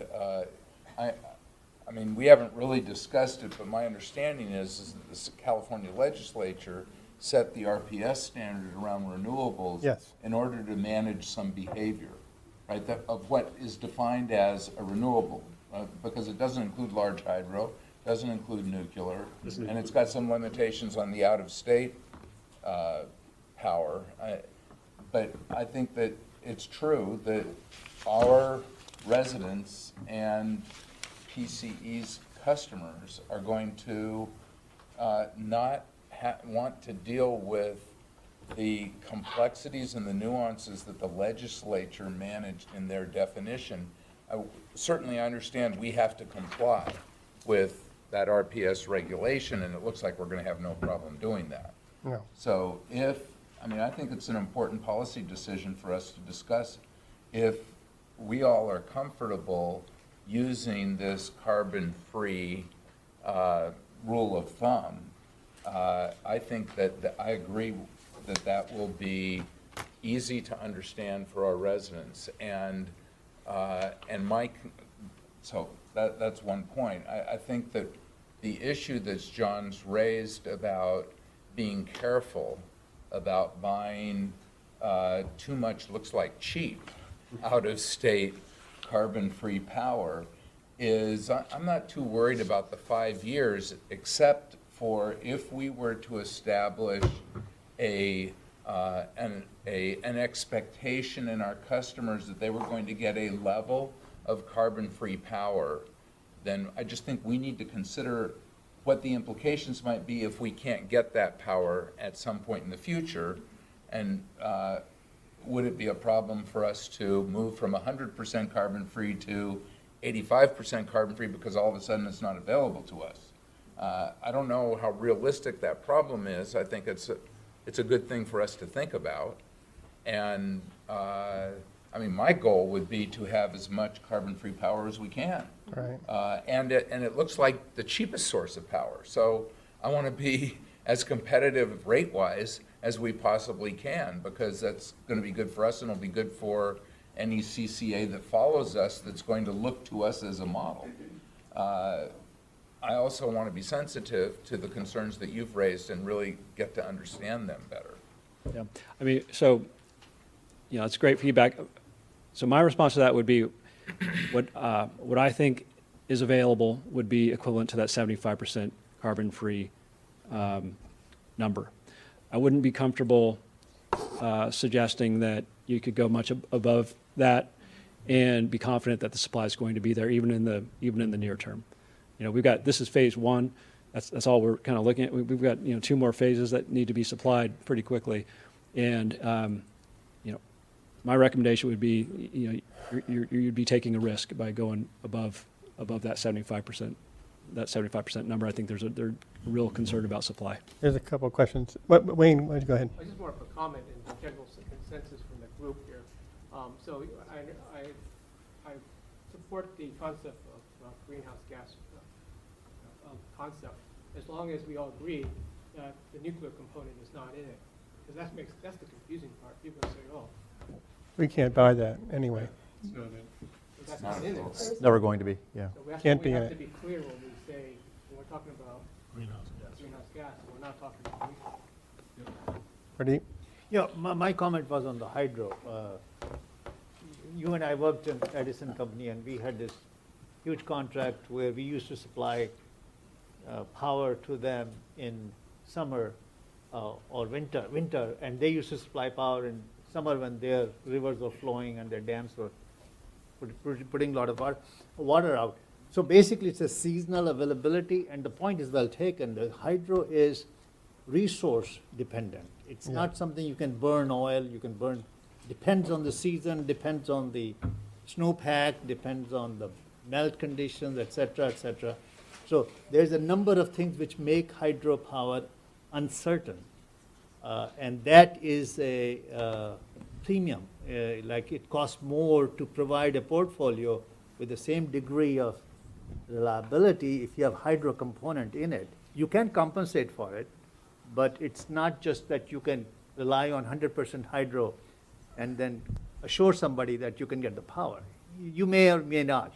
So I think that point is well taken, that you got to mix the economics of cost versus the assurity of availability in the future before you put together the components. Jeff? I'll add to what Pradeep said, which is that if you're thinking more than 5 years in the future, 10 or 20 years, there's never going to be another large hydro plant built in America, period, end of story. There's probably not going to be another small hydro plant, maybe some pump storage. But Some torn down. Yeah, exactly. So it's going away. 20 years from now, the only thing we can get more of is going to be renewables. And so by going with 50% renewables now, we are investing not just in our future, but in everyone else's future. It's one of the reason the RPS is doing that is because you can build more renewables, you cannot build more large or small hydro. So, A question for you, John. So Sonoma, I've heard you say or others say that they were fortunate in procuring a lot of large hydro, and as I understand it right now, they're at 80. Their portfolio is 80% greenhouse gas free, and I think it's because of some particular large hydro contracts. Maybe could you? I guess I have two questions. One is, do I kind of have that right? And is there a large hydro? Which of these categories does it fit in? And just any observations on that? Right. So, to be honest, I would be relying on some work that I saw recently that summarized their content. I don't have firsthand knowledge of Sonoma Clean Power's content, but that's consistent with my understanding is that they've got roughly 44% of their supply mix is large hydro. Yeah, 44%. That's a big chunk. Yeah. So, but understand, they kind of were one of the first really to be looking for this product. Yeah. And again, I think there is some question about supply, and that would be my primary concern. So they might have had a first mover advantage, you're saying? I think that may be, and I don't know that, how long their contract goes for. I just don't know the details of their power contracts. They're at 44% large hydro right now and 36% renewable. Because this one observation, and the group may recall, back in mid-April, we did a review of the other operating CCAs and what their default product was at time of launch, and then what their default product is now. So I'm really thrilled by the fact that we're talking about a 75% greenhouse gas free. Because when we mapped out scenario 2 in the tech study, it was 63% greenhouse gas free. So I'm still not exactly clear. So I'm pretty happy that all of a sudden it's 75%.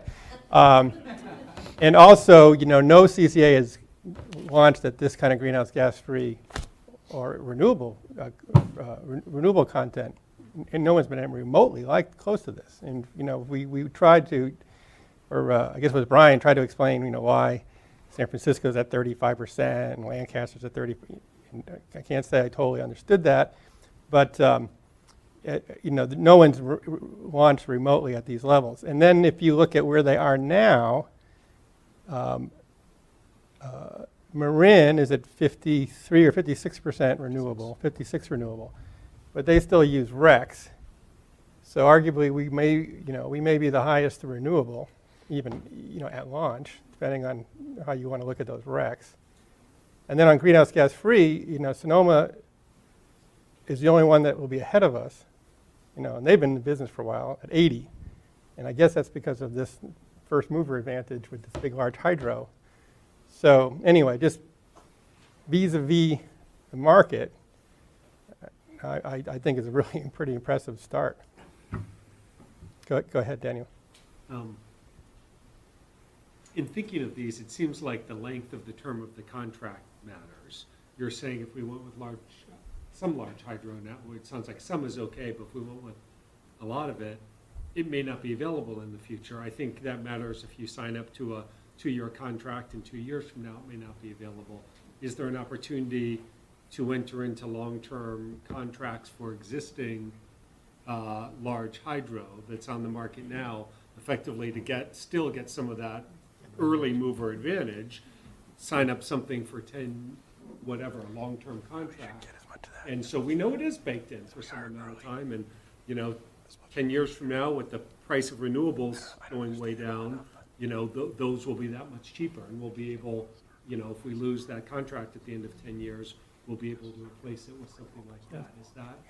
Yeah, no, I think that's a great point, and I would suggest that's something that could be done, over time. I think, we're trying to close these power contracts in the next few weeks, so it's not going to be part of that, that transaction, but, this could be the starting point, and then, as the procurement, ramps up going forward, you can start working towards that goal and maybe seeing what's available on a long-term basis to take some of that risk off. I assume the contracts we're entering into, some are shorter term, but some are longer term? So right now, we're talking about one contract with one power supplier, and we're looking at a term of 36 to 51 months. I think we're looking at 51 months. So as we continue to phase, we could contract with someone else in phase 2. We could look at a longer contract. But when we did our request for proposals for this particular phase, we asked for proposals with a 36 to 51 month timeline. Actually, David, maybe you could just explain, maybe go over that point that we're really focused here on phase 1. Yeah, I mean, I don't want to get too complicated, but yeah, I mean, right now we are just contracting for phase 1 energy. The launching phase. It is not only contemplated, we are going to have to enter into separate contracts for phase 2 and phase 3, different terms. I mean, right now we are just focusing on phase 1, and that actually is nice for the board because it's going to give it flexibility moving forward to continue these conversations and to make changes as we continue to contract. David, when you say phase 1, do you mean the energy that would be needed by those customers that are coming online? Yes. In phase 1, and they will need that power for 36 to 51 months? Well, they'll hopefully need it forever, No, because they'll never leave us. But we're contracting but yes, for that period of time. That's right. And can you explain that the power supplier, is this a power producer or is this a reseller of power? Somebody who goes out and buys power from series of different producers? They are going out and getting the power that we ask them to get for us. They are not producing the power. That is. So they're buying the power based on our targeted renewables and greenhouse gas-free mix? Yes, and that's why this conversation, not only the conversation generally, but the timing of the conversation is important, because they're asking us. They're saying, what do you want? And so we need to be able to tell them. In fact, I have told them that this conversation was happening tonight. I don't Yeah. want to belabor the That's point, okay. and it's been a long time since I've read the technical feasibility study, but I just want to make sure I remember talking about a 35% renewable, a 50%, and 100%. And I just want to make sure that the study considered the 13% on top, because again, we're sending, I've been hearing 50%, and now are we going out to the public? And also, I want to assume that our council understands that we're not talking about 50% anymore, we're talking about a total of 73. 75. 75. Well, I mean, you raise, yeah. I mean, the broader question of kind of how we talk about this, we probably going to need we need to agendize very soon. I mean, it's really curious to me, and I think I understand why, that all the CCAs to date, it's all been about the renewable side of the equation, and you don't see the existing CCAs bragging about their CHG free, which I'd like to brag about 75%. Jeff Cyphers is very open about it. Maybe I'm not quite actually characterizing it, but there's certain regulatory pressures. The regulatory regime, as Rick points out, puts a focus on the renewable side, not the CHG free side. And then I also kind of speculating that there are required reporting requirements that we have to give our customers that I believe put the focus on the renewable side. So I haven't quite straightened it out in my head, but I think, like many in the room, yeah, I'd like to see more communication on CHG free if we can do that. It's not that it's a bad thing, I don't want anybody to feel like they haven't had full disclosure on it. Well, I mean, the good news is we're actually, you know, if people have focused on the renewable side, This is a positive. this is a big time positive, right? Go ahead. Both and, it's not an either or, because you're achieving both, two different metrics, Right, but essentially a both and proposition. right, I just. John, you had The a, message isn't confusing. go ahead. Yeah, just following up on what you said, what we decide tonight is sort of the energy content, 50% renewable, 75% total renewable plus Greenhouse gas free. How we talk about that is marketing, Right. Yeah. and that comes a little later. Which is important. Absolutely, absolutely. But that's not the decision we're making tonight is the power content. Yeah, So. exactly. Go ahead, Yep, Cameron. jump. We have a couple of speakers too, which I'd like to take. Oh, I don't know, John, if you're done. If I can just jump in, and I think it's really, we need to make a decision tonight on what we're going to do. And I think there's some good points made that this is just the first, this is just for the first phase, and we'll be able to do, you know, other things for the second phase and the third phase. We can do our procurement differently. And there's other kinds of requirements that we're going to have in the future about how much of our portfolio is long-term contracts, how much are short-term contracts. So I think at some time in the future, or the pretty near future, I would suggest that we maybe have a retreat or something like that to really talk about what is renewable, what is greenhouse gas free, what are all of the nuances in the market, in the regulatory side that we have to meet, and make sure that the message that we're sending to our customers is clear. Because if we're sending out 50, 75, we need to have it be clear, simple, easy to understand so that they sign up and stay with us. Thank you for that. Cameron? Yeah, so I agree, and I agree with your comments, Dave. I think our job as a board is really to tell the staff, what do we care about? Yeah. And we're kind of telling them we care about two different things. And I was trying to think through this and said, well, are they really separate things? Can you just say, well, we're going to decide what we care about now, and then we'll figure out how to market it later? But in the way in which we're kind of far down the path with saying that, hey, this is the Eco 50 or whatever it is, and we're asking staff to make sure that it's absolutely 50, and the greenhouse gas emission, the GHG free is sort of secondary.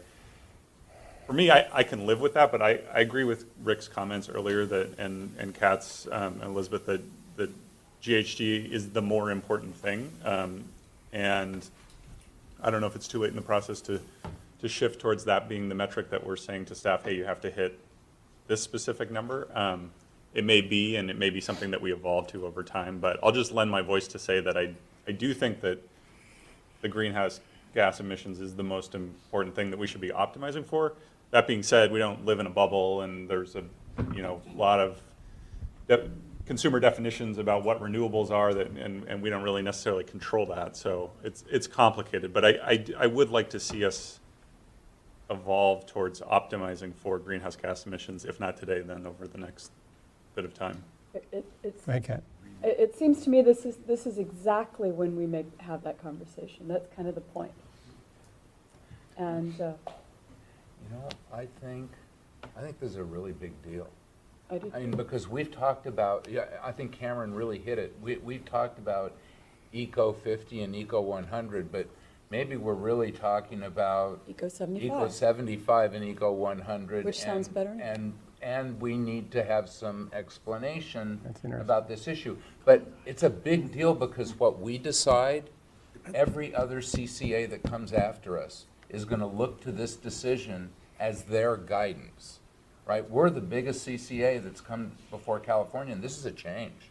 And I think it's a really positive change. It highlights the issue that AB 32 was created to deal with in California, but it takes time for us as a population to figure out how we deal with these things, and we're starting to grapple with this thing. I think this is a really important issue.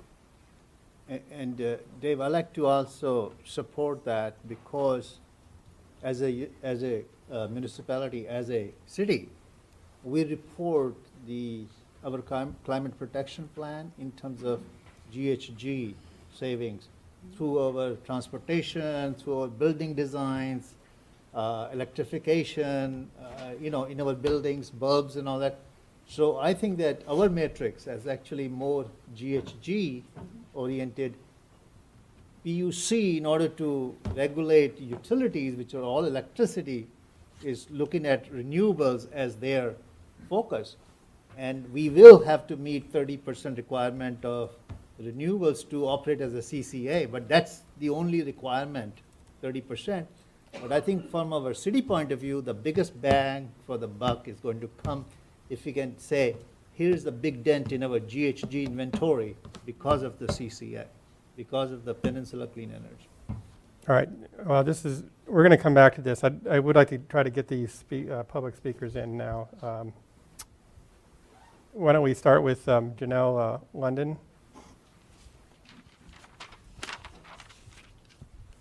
Hi, I'm Janelle London. I'm from Menlo Park, and I'm speaking on my own behalf as a resident right now. So I've been listening to the conversation, and it seems like a lot of the kind of what the market will bear hinges on a human behavior issue, like how will people in our county react to this pricing and this percentage. And I just wanted to make the point that it seems like it is untested. We haven't tested this in our county, and so we should be really thinking hard about what will our community tolerate. Maybe it doesn't have to be that competitive with PG&E. So I wanted to toss that out. The other thing I heard was that, hey, this is pretty good. Sonoma is at 80, and that would be close. I would offer up that we should be number one. We should be 81, so that we can say, as part of our marketing, we are the cleanest CCE that's ever existed. And I want to thank you all very much for what you're doing. This is my first time to sit in, so I apologize if you've already hashed through these issues, but it's fascinating as a resident thinking about our future, and I'm very grateful to you all for the great work that you're doing. Thanks. Thanks for coming and your comments. Mark Roost, if I'm pronouncing that right? Yes. Okay. Mark Roost. I'm with Seawave Battery, DesignEarth.net, 350, 100% renewable, and Green Fleets Group, and a few other things. So first of all, battery plus solar costs are going to drop by half by 2020. I almost promise it. And it's not just based on what I'm seeing in my company, but what I'm seeing around in the world around me. $200 million in financing is available when it's with fleet sales of battery electric vehicles or conversions from diesel or gas to battery electric vehicles. That's particularly important for school buses and things like that. And it doesn't have to be paid for the first year. So, you can move a lot of money around by financing things that you want to do that are ambitious up front. A penny saved is a penny earned, per Ben Franklin. Combine energy efficiency and conservation with renewables. Incentivize customers to pay for their own electricity by putting up rooftop solar storage and efficiency. If you guarantee financing for your customers to put up solar and to do energy efficiency, or you use the PACE programs, you're going to be able to cut the amount of electricity you have to acquire drastically or dramatically at first and drastically later by doing that at a low cost, at less than the cost of buying the electricity, especially over time. Team with industry activists and academics to design evolving mix and programs. And please don't lock yourselves in to more than 3 to 5 years at the absolute most in terms of anything related to gas, anything other than renewables. We really can change everything that you can see right now can be looking very different within 2 years, 3 years, 4 years. Thank you. Diane Bailey?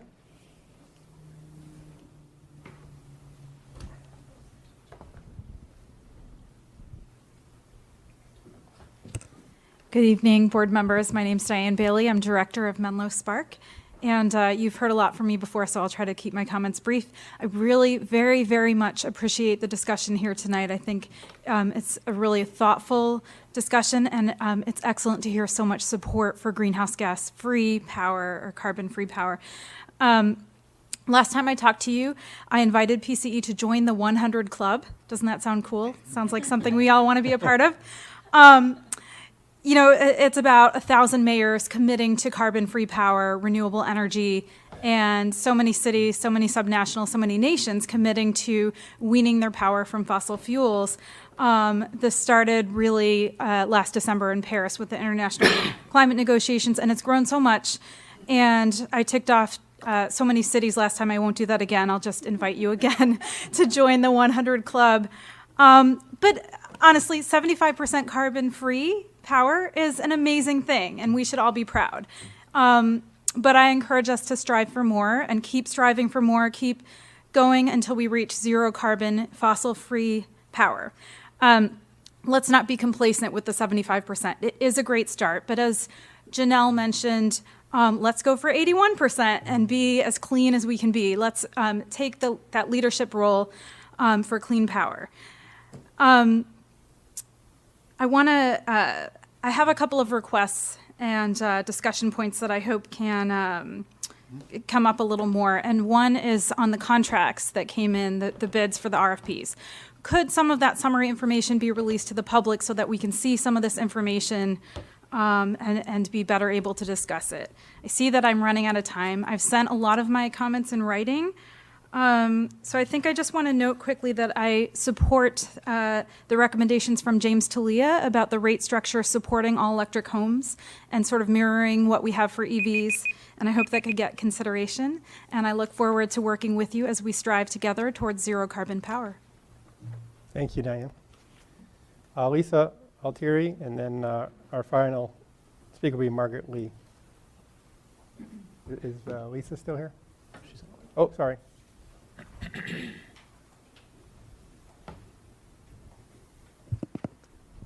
Hi. I mostly want to say thank you, and this has been a fantastic conversation, really inspiring. I live in the city of Palo Alto, where we have 100% carbon-free electricity for all uses, for all customers, and that happened in great part because of Bruce Hodge and Carbon Free Palo Alto and other community residents that really challenged our city. And then we also have a city that challenged itself. And what I'm hearing tonight is a lot of the same kind of conversations we've heard in Palo Alto, where you all are really challenging each other and the process. And it's really inspiring. So thank you for everything that you're doing. I think 75% carbon-free electricity to start off with is fantastic. And I challenge you to push for 100 as soon as you possibly can. And I completely agree that that's the message that residents really want to hear. They want to hear the carbon-free percent in your electricity, and that will really inspire your customers as well.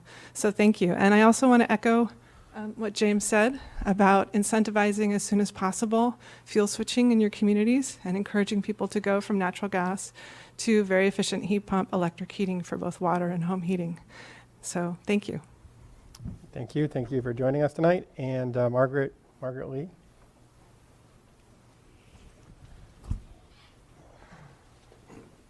I'm not going to use this podium. I'm always short. So, hi, good evening. Sorry, I'm not really good with public speaking.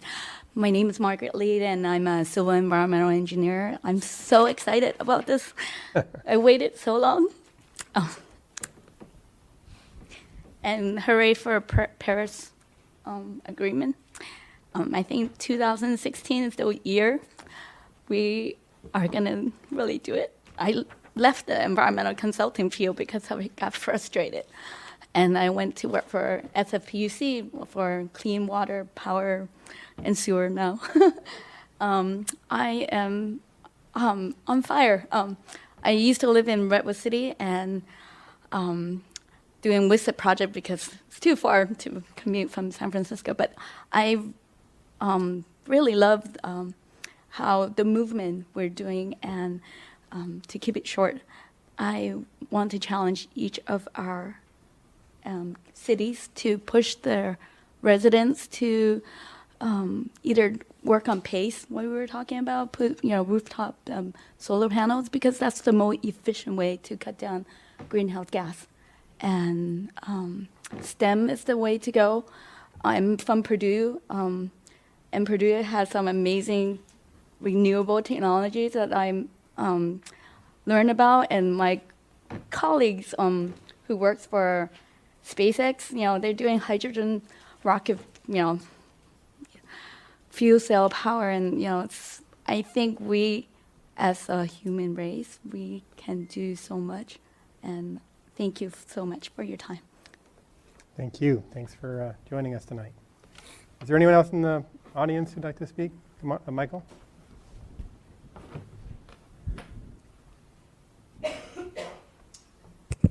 Good evening. Very briefly, I'm Michael Clausen with Menlo Spark.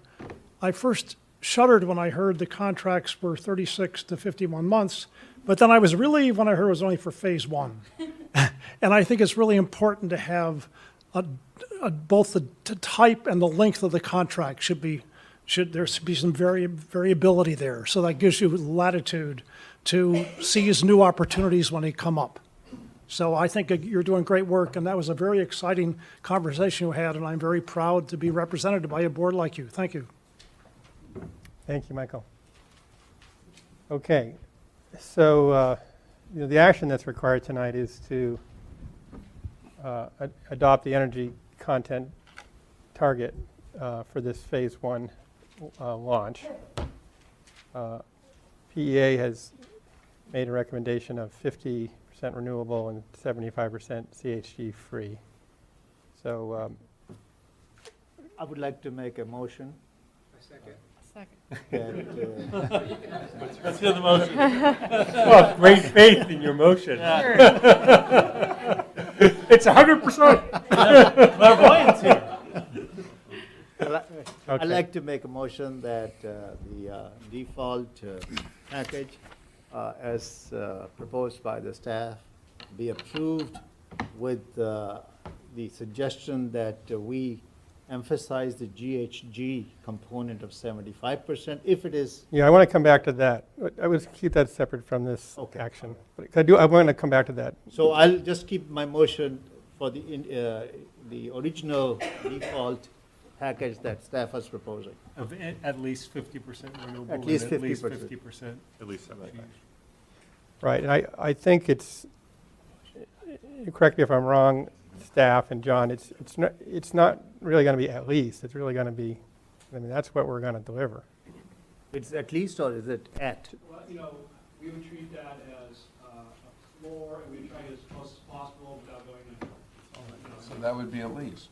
Okay? That would be at least. All right, just want to be clear on that. All right. So my motion is at least, so. All right. If someone wants to modify it. No, I'll second that motion. just wanted to make sure that all syncs up. So it's at least 50% renewable and 75%. At least 75%, right. Okay. Okay, so we had a motion by Pradeep Gupta and a second by Deborah Penrose. Is there any comment or discussion before we vote? Just point of clarification, so that was the option presented in the feasibility, the technical study? No. It's more. It's better. It's much more aggressive. Because the technical study, again, was 50 plus another 13. Right. This is 50 plus 25, right? Only 13 in the technical. It was 50-63, what we're voting now is 50-75. All right, any other discussion? Then we'll go ahead and vote. I guess we can just do a voice vote. All in favor? Aye. Any objections or abstentions? All right, then that's our target. I really appreciate, that was a good discussion. Okay. Now, I do, before we move on to, well, I guess it. Could I, if I could, just real quick before we leave this item, I did want to follow up on what one of the public speakers said. I don't know enough about this to know if there's a reason why the bids weren't made public or some reason Yeah. made public. Yeah. But What's I didn't mean to interrupt. no, that's what I wanted. I wouldn't advise releasing the RFPs while we're still in negotiations because it could jeopardize us in the negotiations if everybody knows everybody else's proposal. That was my suspicion, and I just wanted that out there Yeah, I'm sorry. so that folks understand. Thank you. And I have a question about that. All right, go ahead, let's finish that. Is it possible, there's a lot of data in those responses, right? And I wonder if it's responsible, without identifying who the respondent is, to release some numbers that people can process. I understand we're still in negotiation, but you're not identifying who they're from, so it shouldn't bind you in terms of negotiations. Would you let me think about that? Yep. Well, I mean, I do think, John? Very nervous about that. There's only 3 energy providers in these negotiations, and they would definitely know who the other numbers belong to. So, Okay. you know, we'll stop with that. I don't have any perspective. Give some indicative ranges of what the different products were, so I think you could use that as kind of a guide. I mean, I guess I would ask staff to think about this question some more, in that, it is a big decision. Even though it's phase 1 only, it's still, it's a significant contract, a significant initial decision. And we do want to be, as transparent as we can within the constraints of the fact that this is a negotiation. So I would just give that some thought, and particularly when it comes to the board, then it's going to be, of course, well, I guess anyway, I would give that some thought. I mean, we desire transparency when we can have it. And I do want to come back, and maybe this segues right into item 4, marketing communications, because we were starting to have this discussion about emphasizing our CHG-free content more so than our renewable content. So I don't want to lose that. Do you have a point, Sean? Yeah, Sean wanted to make a point here. Segue item, so when you're ready to go there, I'd like to, because it's a segue from the decision you just made to the discussion you're about to have, so whenever basically I'm. Go for it. I think we should carry that discussion into this, because for example, on naming, it was an interesting suggestion that maybe it would be Eco 75. So I'd like to hear some thoughts on that. So I just would like to add a thought, and that is that to remember that what you all just approved, congratulations, is a both-and proposition. Both metrics are accurate, and I assume will be talked about. A couple things to think about, and why I would recommend for you all that the renewable energy metric is better for your marketing, for your lead metric, shall we say, your lead metric is better, and here's why. Really for 2 reasons. One is the change differential is better in your renewable difference between a 27% portfolio, now it's 30, to a 50% portfolio versus 60% to 75%. So that's just one, when you think about sort of the change metric, it's a better metric on your renewable side. But really, even the more important element, I think, to keep in mind is that the GHG metrics are subject to change and are subject to AB 1110 right now.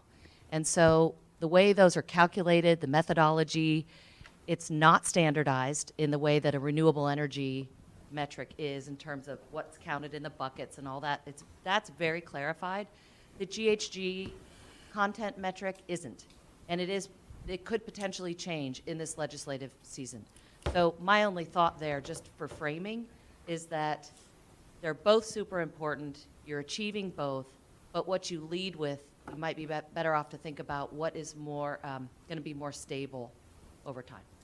And you mentioned AB 1110. What's the gist of that? AB 1110. Yeah. What's the gist of that, Bill?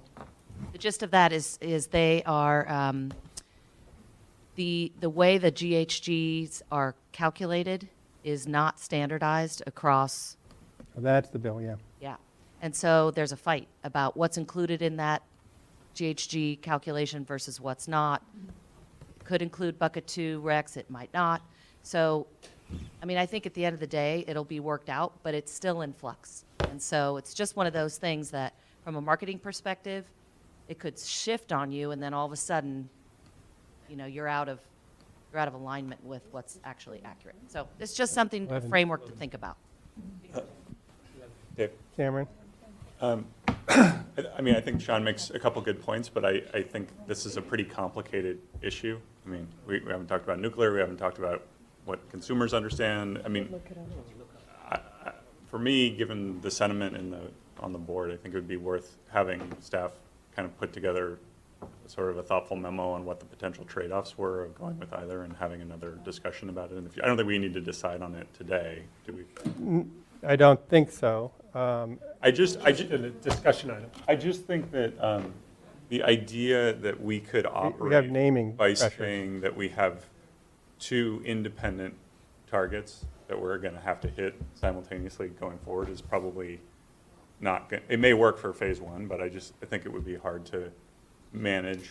I don't know. Maybe staff can say that they can manage and hit 50% and 75% all the way going forward with the contracts, but it seems like it would probably be wiser to just say, and if we start printing, Eco 50, I think that's the thing that we're going to want to hit. And if we start printing Eco 75, I think that's the thing we're going to want to hit. And I think trying to decide collectively what is the primary metric that we're organized behind, I think would be something that probably requires a lot of thoughtful discussion and some analysis. Yeah. One of the number one rules in marketing is don't confuse your audience. And all of us have set targets, and we work very hard to set expectations of our residents to meet those targets. And we need to not confuse our audience. Politics aside in Sacramento, I get the whole renewables thing, but that does not apply to our cities. What applies to our cities is where we've laid the foundation, and we've laid the foundation on greenhouse gas targets. Now, granted, we've set both. It's not like we're going to slide behind 75 because we just voted on it. But regardless of whether we say the change differential, 75 looks better in terms of a lead than 50. And if we start talking about various targets, we're going to confuse our audience, and then you get negativity. Just basic marketing to throw that in there. It's safer, and we're going to get a more positive response from people with the 75 and with staying with what people understand. I mean, I think Cameron makes a good point that I do think there needs to be some analysis done by staff and some real, for future agenda. I mean, the others, while I really like the emphasis on CHG, we do have this whole track record of these others, focusing on the renewables, and I don't know if that's caused confusion in their geographies. And again, not to say we have to mimic them, but I mean, I think we have to really hear both the pros and cons. Mm-hmm. Now, where the rubber meets the road, though, is again because, as I said in the beginning of the meeting, we've adopted this really expeditious schedule, so now we have pressure to choose our names. And so, is that tonight, though? It's just well, I'm not entirely sure. There's been, maybe I should just turn it over to the folks who are going to do the marketing presentation. You're here to answer all our questions. Yeah, I mean, we will talk about the product naming and our timeline and how, if we do delay that decision, what that means. But I'm also going to give you an update on the results of the focus groups and how we've integrated the great feedback that we got from you last month into our plan for the campaign and show you some of the creative that we've developed. Could you pull the mic maybe a little closer? Oh, yeah. Is that better? Okay. So we held 4 focus groups, all in language, in English, Spanish, Chinese, and Tagalog. And the full report is in the agenda packet if you want to take a closer look, and here are some of the highlights. Some key findings that 100% were more likely to choose PCE knowing that every town is participating. So that was really compelling. We'll make sure that we carry that through in our messaging. 50% would choose 50% renewable option. We did that for the purpose of the focus group. So that's just what we tested. And then 45% would choose the 100% renewable. So that was compelling. We got some great feedback on the visual concepts that we showed. Definitely liked seeing diversity and multi-generational families. What they recommended was whenever you show somebody who's a senior, make sure that you show, children and grandchildren as well, because it had a feeling like it was maybe pharmaceutical if it was just. That is so true. So we're taking that. There's a comment I would make, but I won't.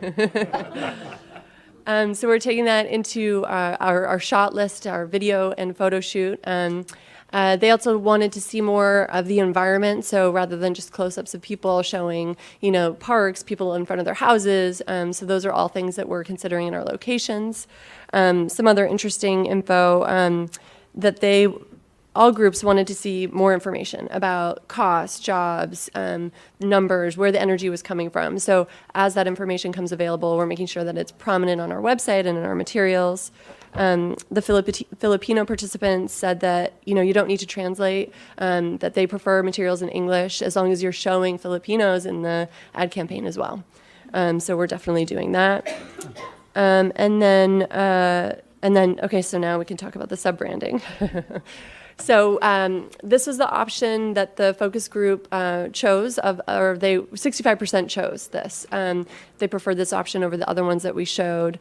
We used the 50 and 100 just as placeholder. We knew that number wasn't going to be determined. So, so that opens it up to this. I understand that 75 sounds better. It's obviously a higher number. But we want to be careful not to be disingenuous. So, I'd be caution that. In all of our material, we'll make sure that both of those points are made. We could potentially look at adding, where it says Peninsula Clean Energy, adding that what part is renewable, what part is carbon-free, so that they're getting the full picture.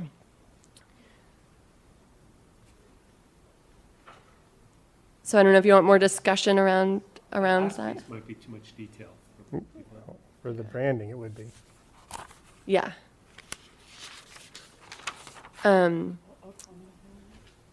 Should I keep going? Well, no, I guess. That was it for the branding part of that. I guess we ought to pause there and. Yeah. Kat, did you have a comment? Oh, I don't think it's disingenuous. I think it's actually more clear and more honest to say 75 because that's what we're communicating to our residents, that we want to meet greenhouse gas targets. And I actually think it's more transparent to say 75. I would never advocate that we mislead people in any way, shape, or form. I think it's clearer and more understandable to do 75. Mm-hmm. But that's my 2 cents worth. That's a sort of a technical question. If the law changes, will that result in us, if we were targeting 75, let's say we were right at 75 and the law changes, does that mean we're at 70? Does it mean we're at 80? You don't know, or? You don't know because the values, the metrics that they assign to certain types of power in terms of those buckets that John was referencing could change. And before John left, I wish he were still here, but I think his concern is that it's a more movable target over time, up and down. But if you guys are going to go to 75, you could put just greenhouse gas-free energy underneath it. Either way, you should describe what that number represents if you're going to shift from a renewable to a GHG. Why, we're not explaining what the 50 is, why explain what the 70 is? Either way, it should be explained. Yes, Sigal. I wonder if we were to do 75, what it would mean for the 100, because people would say, oh, it's just, I'm already at 75. Yeah, I'm not paying an extra. Right? Yeah, do I need to bother going? I don't get much for my extra. I don't get that much more. Yeah. The 100. That's a great point. It's a good point. It's a great point. I'm curious, does our CEO have thoughts on this? Well, just as far as the reporting goes, it is changing all the time, and this legislation, there's something called the power content label that shows where your power comes from. And certain resources, that's what's being looked at, and that's what might change. And so that's kind of where the confusion comes in, because this bill is out there to look at it. It's really the California Energy Commission's looking at how you report it, how do you report bucket 1, bucket 2, bucket 3, what counts.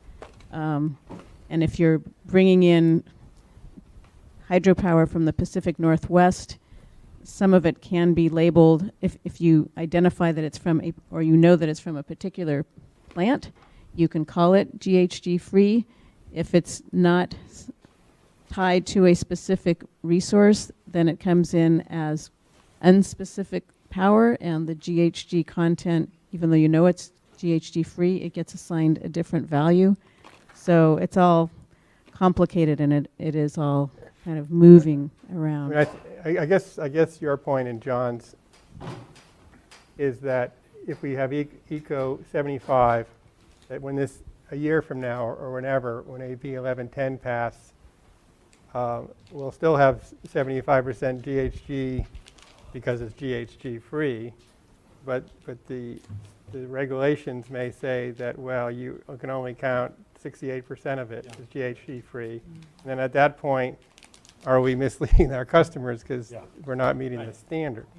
Yeah, the problem is that the power content label may not match what we're actually doing. And actually every utility has this problem, and everyone recognizes that this is a problem, that there are different ways of really reporting needs to be things. defined. It needs to be fixed, and everyone faces this, but it is a question of making sure we're being transparent to our Cameron? customers. I'll do whatever, we'll do whatever you want, but I think you just need to be aware of these changes. That problem exists. I mean, the goal is not to stick at 50 for No. a decade, so the number itself is going to change anyway. So regardless, We want to go up, not down, though. Well, yes, that's true. Right. I mean, in that, I've thought about that with the 50, that a Right. year from now, I hope we're 55.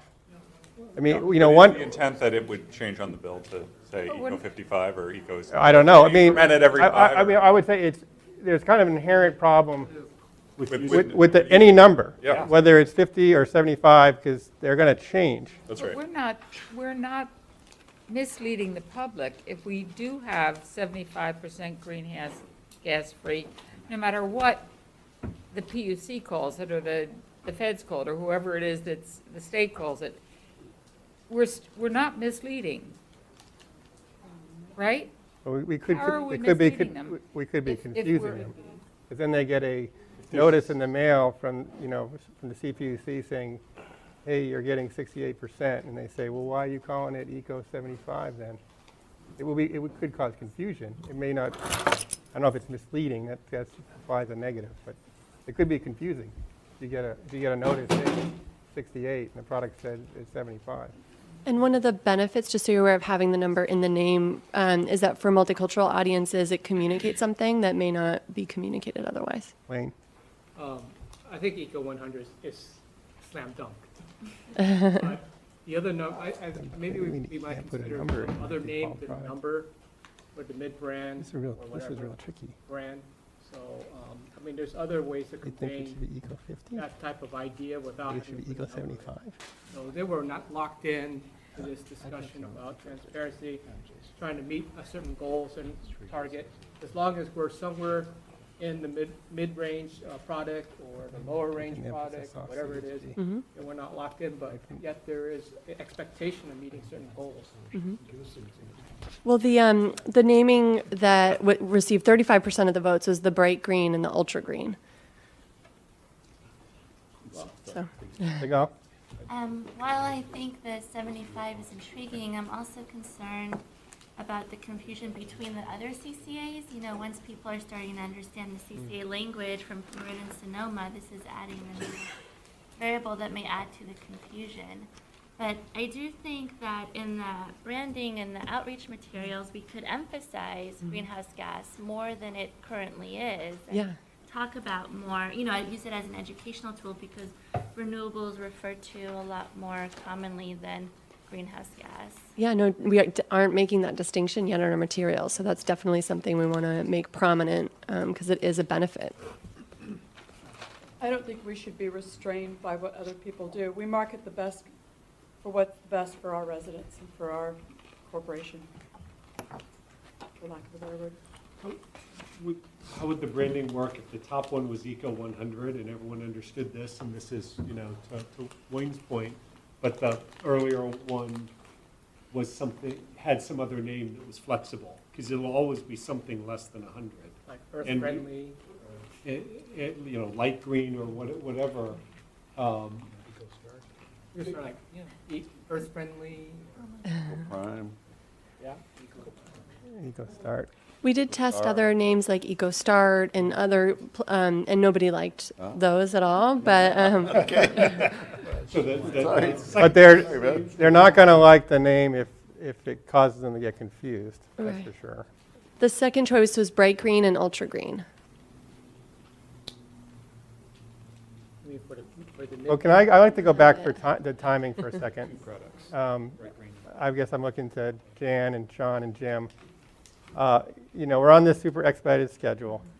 And like a week ago, we finagled like 2 weeks extra. We were able to find 2 weeks in the time schedule to help us with preparation of the notices and the branding and these sort of things. So, when is the deadline for adopting this name? I mean, because you're hearing a lot of different points of view right now. So the question really is, can you wait 2 weeks? Right. Yeah, my mic's not working, but I can essentially, so we had a long conversation about this type of, this issue essentially. With Noble actually earlier today, and essentially this really does have to be finalized right now, because if we wait 2 weeks, and I'll just give you guys a brief summation of why, is that we've already pushed out the call center and the call center training and the printing, and since each of these takes several weeks, anyone that's interested, I can show you the actual schedule and how that works. But if we push this out 2 weeks, we're really looking at moving the actual launch date. I know it sounds like it might not add up, but because of all the other things that have to fall in place. Yes. Wayne? I like the colors. Eco 100, I think, is a slam dunk. Can we agree to that? But then how about just eco-friendly or something without a number? It just kind of gives the idea. And anyway, that gives people incentive to go for 100, because 100 always means, 100.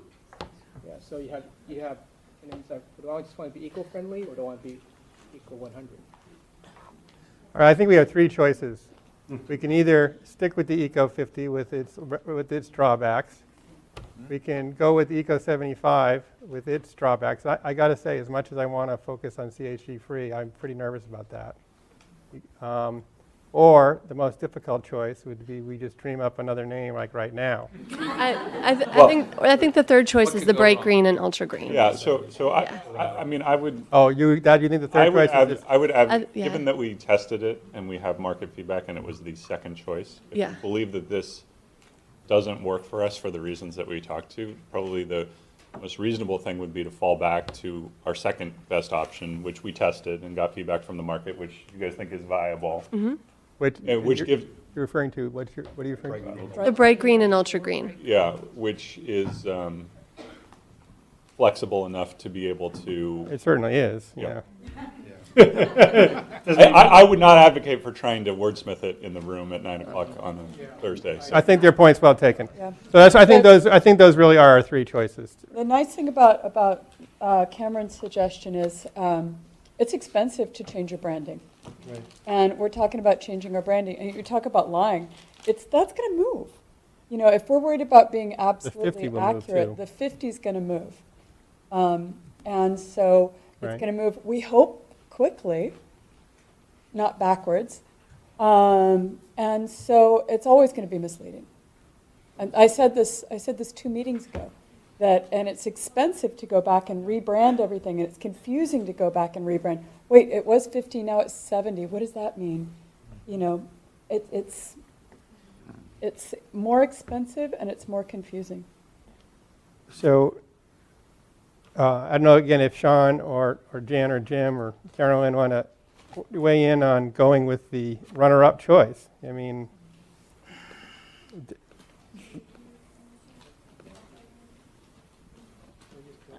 as someone behind me said, it sounds like laundry detergent. It does. I don't know. I think this is cleaner. Maybe we go Eco 50 plus. I don't know. And I don't know if we if we can just. I mean, I haven't really spent any time talking to the marketing group here. Yeah. If we go with this for phase 1, do we need to stay with this, or when we get to phase 2, can we change the name? We can change the number. I wouldn't advise going with a different brand name. Yeah. No. Sounds like you're... That's an idea. So I guess I respectfully disagree. Eco Green and Eco Green 100. I like the idea of having the 100 there in the second one, but I don't know that we need it in the first one. Can I just ask, it's my understanding that Marin and Sonoma do not have numbers in there. They do not. We'd be the first one to do it. They lead with the renewable number, though, in their materials. Not in their sub-brands. Right. Right, but we would still have time to work on the copy of what's supporting these underlying brands, is that right? Oh, yeah, the Yeah. copy. So, I mean, I think, Or again, like, sometime.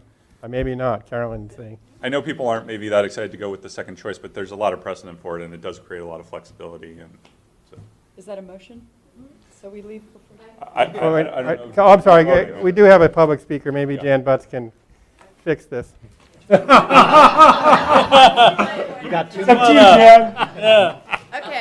Okay, so my suggestion is that we say Eco Green 100. I like it. So on the Because fly. everybody understands the 100, and then the Eco Green can be flexible. I love that. What did you say? You like that, Jim? Marketing people. All right, that's fine. Yeah. What's the marketing people? Eco Green. Could you repeat it? Sure, the two options being Eco Green Yeah. and Eco 100. This Eco Green. dangerous way to run a Eco Green business. 100, thank you. Yeah, so Eco Green's a lot longer, so it's going to be shorter. It's just going to look different as a system. I'm a little hesitant to, just jump at, developing a name that hasn't been tested on the fly. So I'd advise just so you know more about what the focus group said. What they liked about this was that it was clean, that with adding the numbers, it was good for multicultural audiences. With the bright green and ultra green, the Latino audience in particular liked that. The English-speaking audience thought, with greenwashing, that it was like green was overused, and so using the term green, wasn't appealing to them. So just some more insights into And that. what was our thinking about how to deal with the fact that even if we went with the Eco 50, a year from now, like Marin went from 50 to 56, how are we planning on dealing with that? No. It's not like it's on business cards or anything really printed. It's not? But that, when you're asking people to check a box. See, it's a brand. Yeah, but, so didn't we have the problem with, even with Eco 50? Because that's only going to be good for a year or 18 months. Yeah, so she can put up the other ones if you want to see them for comparison. I just can't remember how we thought about that internally. How we thought about it Yeah. was that because these were sub-brands, they don't, they'll show up as part of your description in your enrollment cards, but they're not your lead brands. They're really on your digital, mostly your website. and, Yeah. I don't know, Jan, if you agree with So we that. really That have a was the little bit rationale. more flexibility and going forward. But even if the bill passes, it doesn't go into So, effect Dave, until can I after just the ask law. Yeah, goes anyway. Rick. So you didn't, in your options, one of them wasn't to use Eco 75 using the greenhouse gas, because the 100 applies to renewable and greenhouse gas free. No, we were kind of following like all the other CCAs, everyone was thinking about renewable, not so much CHG free. And that's what PG&E uses, so it's comparative, It's more comparative too, right. which was Sean's point. I get that. And Diane, I'll let Diane comment after, Diane Bailey had a comment. Do you want to come up to the front? We just voted.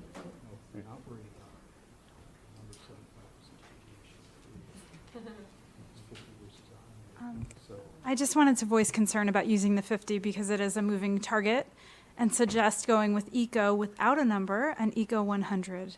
If the word green causes confusion or concern, then leave green out. Keep it simple, eco or eco 100, and have the explanations in the additional text. Even with bright green, you've got the numbers in there. So these are the options that we tested. This is the one that 35% chose. Detergent. Number 2? Yeah. Okay. What was the last one you showed? Prior slide, you mean? Yes, I don't know if I have control of it. I don't know what. Eco Eco Start and Eco Max or something? Yeah, so those are all that we tested. So we can go through them. Here's the first one, Eco Start and Eco Max. What was the response to that? Nobody liked Nobody likes it. Eco and Eco Max, Eco 50, Eco 100, and then bright green and ultra green. What do you think of Eco and Eco 100? Yeah, I think we could do that. Sold. Is that a motion? So moved. Jan, are you? Yeah, wait a minute, we gotta, actually, it is late, and it is, we are getting a little giddy, but, I mean, this is, you know, we can't, It gives us flexibility. I'll make a motion, I'll make an argument for it. go ahead. I think, I really like the image of the Eco 100. Yes. I think it's pithy, I think people Very are nice. gonna hang on it, and it's 100. Yeah. And everybody knows that 100 is what you want to try to achieve. Right. And we achieve it on both counts. I think the 50, I actually like the way it looks. It looks great. But I think it has a problem because we want to move beyond it. And I think that if we just go with Eco and Eco 100, that it gives us flexibility on the Eco. It also, I hope, will drive more people to take the 100. So I want to move that we go with that. Second. Another second. Take the vote. Third. All right, well,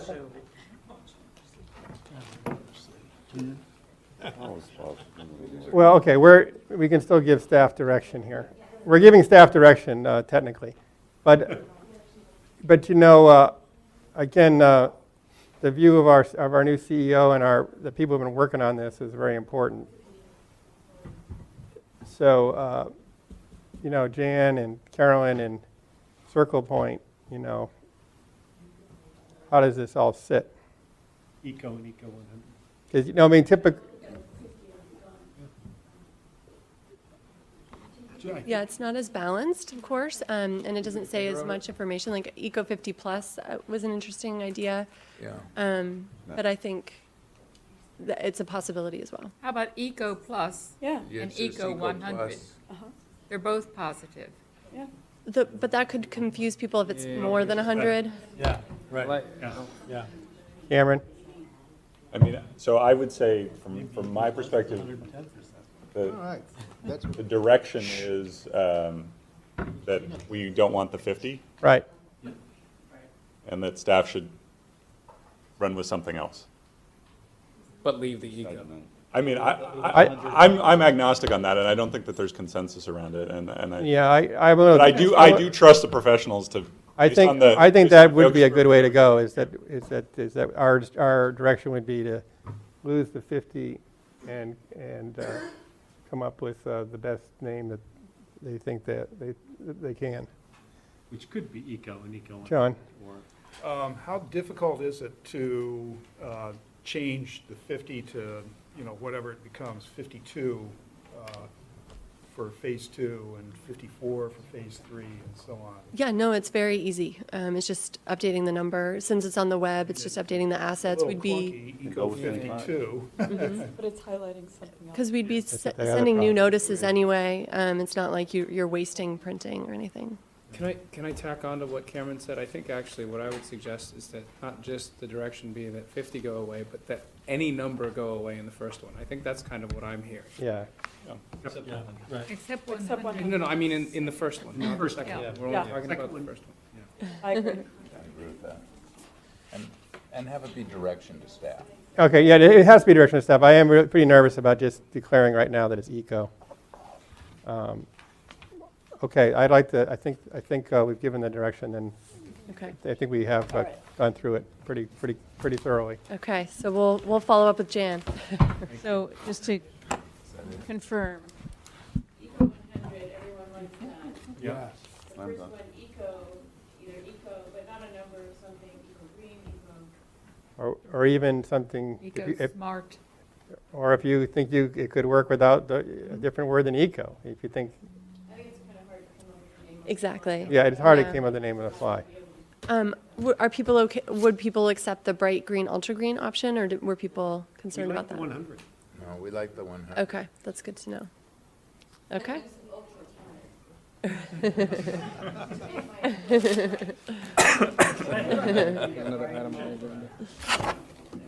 Okay. All right. I got, I've been a little bit informal with the speaker cards, but I will go ahead and take this last one here. Janet Creech. Thank you. I just wanted to say, if you put any number at all on the 50, and I'm in one rollout and somebody else is a different one, and the number changes, they're going to think, oh, gee, I'm not getting as much green power as this person is getting because they came in later. I mean, is it going to be confusing when each iteration has a different number? Is everybody going to understand that the whole mix is changing and not just the new group? Okay. It is getting late, so we should move to Can we put it back on the PowerPoint? the banking and financing. Oh, I have a couple more slides. I'll go quickly. Yeah, we probably should go real Joan- quick. Very good. That was awesome. Thank you. Here's the website. We're designing it to be consumer driven. We listened to your advice about changing the order of the opt-in, opt-out, and we're making it really easy. We're going to add a calculator per your suggestion and a tracker, so those things are all in progress. Here's the notice. It's also included in the printout. We're having on the envelope a clear call to action so people are motivated to open it. And on the back having in-language messages so they know that there is a message inside, that's directing them to the website in their own language. This is our advertising mix. So thank you for your feedback. We've added local print like San Mateo Daily Journal, the Almanac, Half Moon Bay Review, and Spectrum. So thank you for that advice. We have additional funding that we're going to add channels to really saturate our buy. So we'll be able to add radio. We've talked about Samtrans bus exteriors. I know we have some friends at Samtrans, so that might be able to be combined with in-kind advertising. So if you have other in-kind opportunities, let us know as we're making those plans now. And we have a partner toolkit that we are going to make available to you so that you can spread the word through your channels. It includes a poster, postcard. We have a newsletter blurb, window decals. So we'll make those available online. And also here, we'll bring some print copies here. And if you want large quantities, let us know. We'll make sure you get them. So with that, we'll wrap it up. Thank you, and thank you for all the work you've been doing. Because you, like all the team, are on this super tight schedule. So we'll move to the banking and financing. Can I ask a quick question? So is our website changing to Penn Clean Energy versus Peninsula Clean Energy? Okay. It is changing, but if someone types in Peninsula Clean Energy, it'll take them to the same place. Oh, okay, I'm mistaken. Shorter and cleaner, no pun intended. You're using our URL, our domain, our name on our URL. The URL is changing. I didn't catch that. URL is changing, but if you type in Peninsula Clean Energy, which is our full URL, Okay.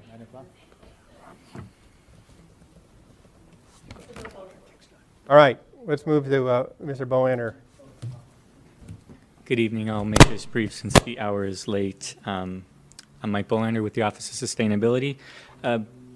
Briefly, we are still in negotiations with the two banking partners that I had reported out last time, and that was Barclays and River City. We hope to have something buttoned up soon. We're just ironing out a few points within the term sheet covenants, mainly around revenue projections that the banks want to see us meet, and then also talking about matching collateral so that we are keeping an apples-to-apples comparison between the two banks. That's pretty much my report, so if there's any questions, I'll answer them right now. I would just add that it's been a very competitive process, and it's really worked to our benefit. We've really seen the terms move very favorably. Thank you. So I'll turn it over to Ms. Eggermeyer for other updates. Yeah, why don't we talk a little bit about the county staff report item here. The first item is about outreach, and Kirsten's going to talk a little bit about all the outreach that's been happening in our office. There she is. Hi, everyone. I'll try to keep it brief, especially because Ray was just out here. We held 3 community workshops, 2 in Menlo Park and 1 in Millbrae, and we have 2 in Menlo Park, 1 in Burlingame, and upcoming 1 in Millbrae. We have, though, had really low attendance at the workshop, despite really good work from city staff to help us try advertising it. And I think part of the problem is people aren't going to care as much until it starts affecting them personally. So I think when people begin getting those first enrollment notices, there'll be a lot more interest, which is why we're kind of refocusing our outreach strategy. So we're going to hold off on the community workshops until fall when people actually have their enrollment notices in hand and it's generated more interest. And instead focus more on one-on-one presentations. So presentations to community groups such as HOAs or Rotary clubs or going to senior centers where we kind of have a captive audience because we found that's a little more effective. So just an update on that. We've been doing a lot of tabling. So we're at the Atherton Earth Day, the Maker Fair all weekend, and the Housing Resource Fair in San Mateo. And we'll be at a couple other community and tabling events throughout the summer. We're really excited about that. Thank you to Circle Point for helping us organize our photo and video shoot. We have a number of board members who have offered to be part of that and even volunteer their families, so thank you so much. But also a number of really great community members, both just regular residents, but also leaders in the community, such as Sister Christina, who's a really good leader in the North Fair Oaks community, and a couple of other places. So those are going to be taking place in the next couple of weeks. And then we'll have the full advertising campaign ready for the end of June. And I think that summarizes everything. Thank you. Dave, if I could really quickly just mention that Kirsten came out to Belmont this last week and gave a wonderful presentation and was very patient with some of my colleagues, multiple questions. So thank you for doing that. It was very helpful. Anytime. A couple more items. As David Silverman had mentioned, we're currently in contract negotiations for our energy service providers. We're going through back and forth, redlining documents and fine-tuning those to our satisfaction. And then the next item I'd like to share is next Thursday is the Citizens Advisory Committee meeting. So I wanted to make sure you're aware of that and the public too, that we'll be holding that meeting. And then the last thing I wanted to share with you was late this afternoon, Supervisor Pine and I received a notice from the California PUC about our implementation plan. So really happy about that. Yes. Yeah. No, it's not approved. No. So it's not approved. They had 5 questions. 5 questions? Yes, 5 questions. And since that time, I checked in with John, and in turn, the document I forwarded on to Kirby and Brian, and Kirby has already worked on a draft response already. So just so everybody knows that we're on to this, and we'll be responding back to the PUC. 5 questions. We're going to have 5 answers real soon back to them. Excellent. So, okay, Yeah. right. Exactly. So we are really close. Really happy about this. Right. We can't do anything without that plan being certified. Could you just indicate very at a high level what those questions were about? Yeah, I'm going to be going from memory. They wanted to know if, their words, but in my words, if we had selected a data management firm, and then also where we were in the process relative to the energy service providers were 2, and then there was one the last one was very specific, kind of paragraph this, and I can't even remember Okay. those 2. Kind of routine question. Do you want to summarize? So the first question was basically related to the status of the competitive process for energy selection, as was the second one. The third was, as Mr. Agemeyer noted, as to selecting Noble. The fourth was basically asking, they're all updates, basically, asking for an update on the banking. And the fifth one was relating to the plan for the notices. They didn't ask about the sub-branding? The fifth question is convoluted. It could ask just about anything, but no, I don't think so, sir. Okay. So that concludes my report. I want to see if... All right, that's very positive. We have draft answers already. So, and then I'd just like to ask and see if Jan had anything that she'd like to share. just happy to be here and happy to be jumping in. So I think the discussions tonight were really good and really helpful, and the more people participate and talk, I think that would be good, because I'd like to know what everyone's input is.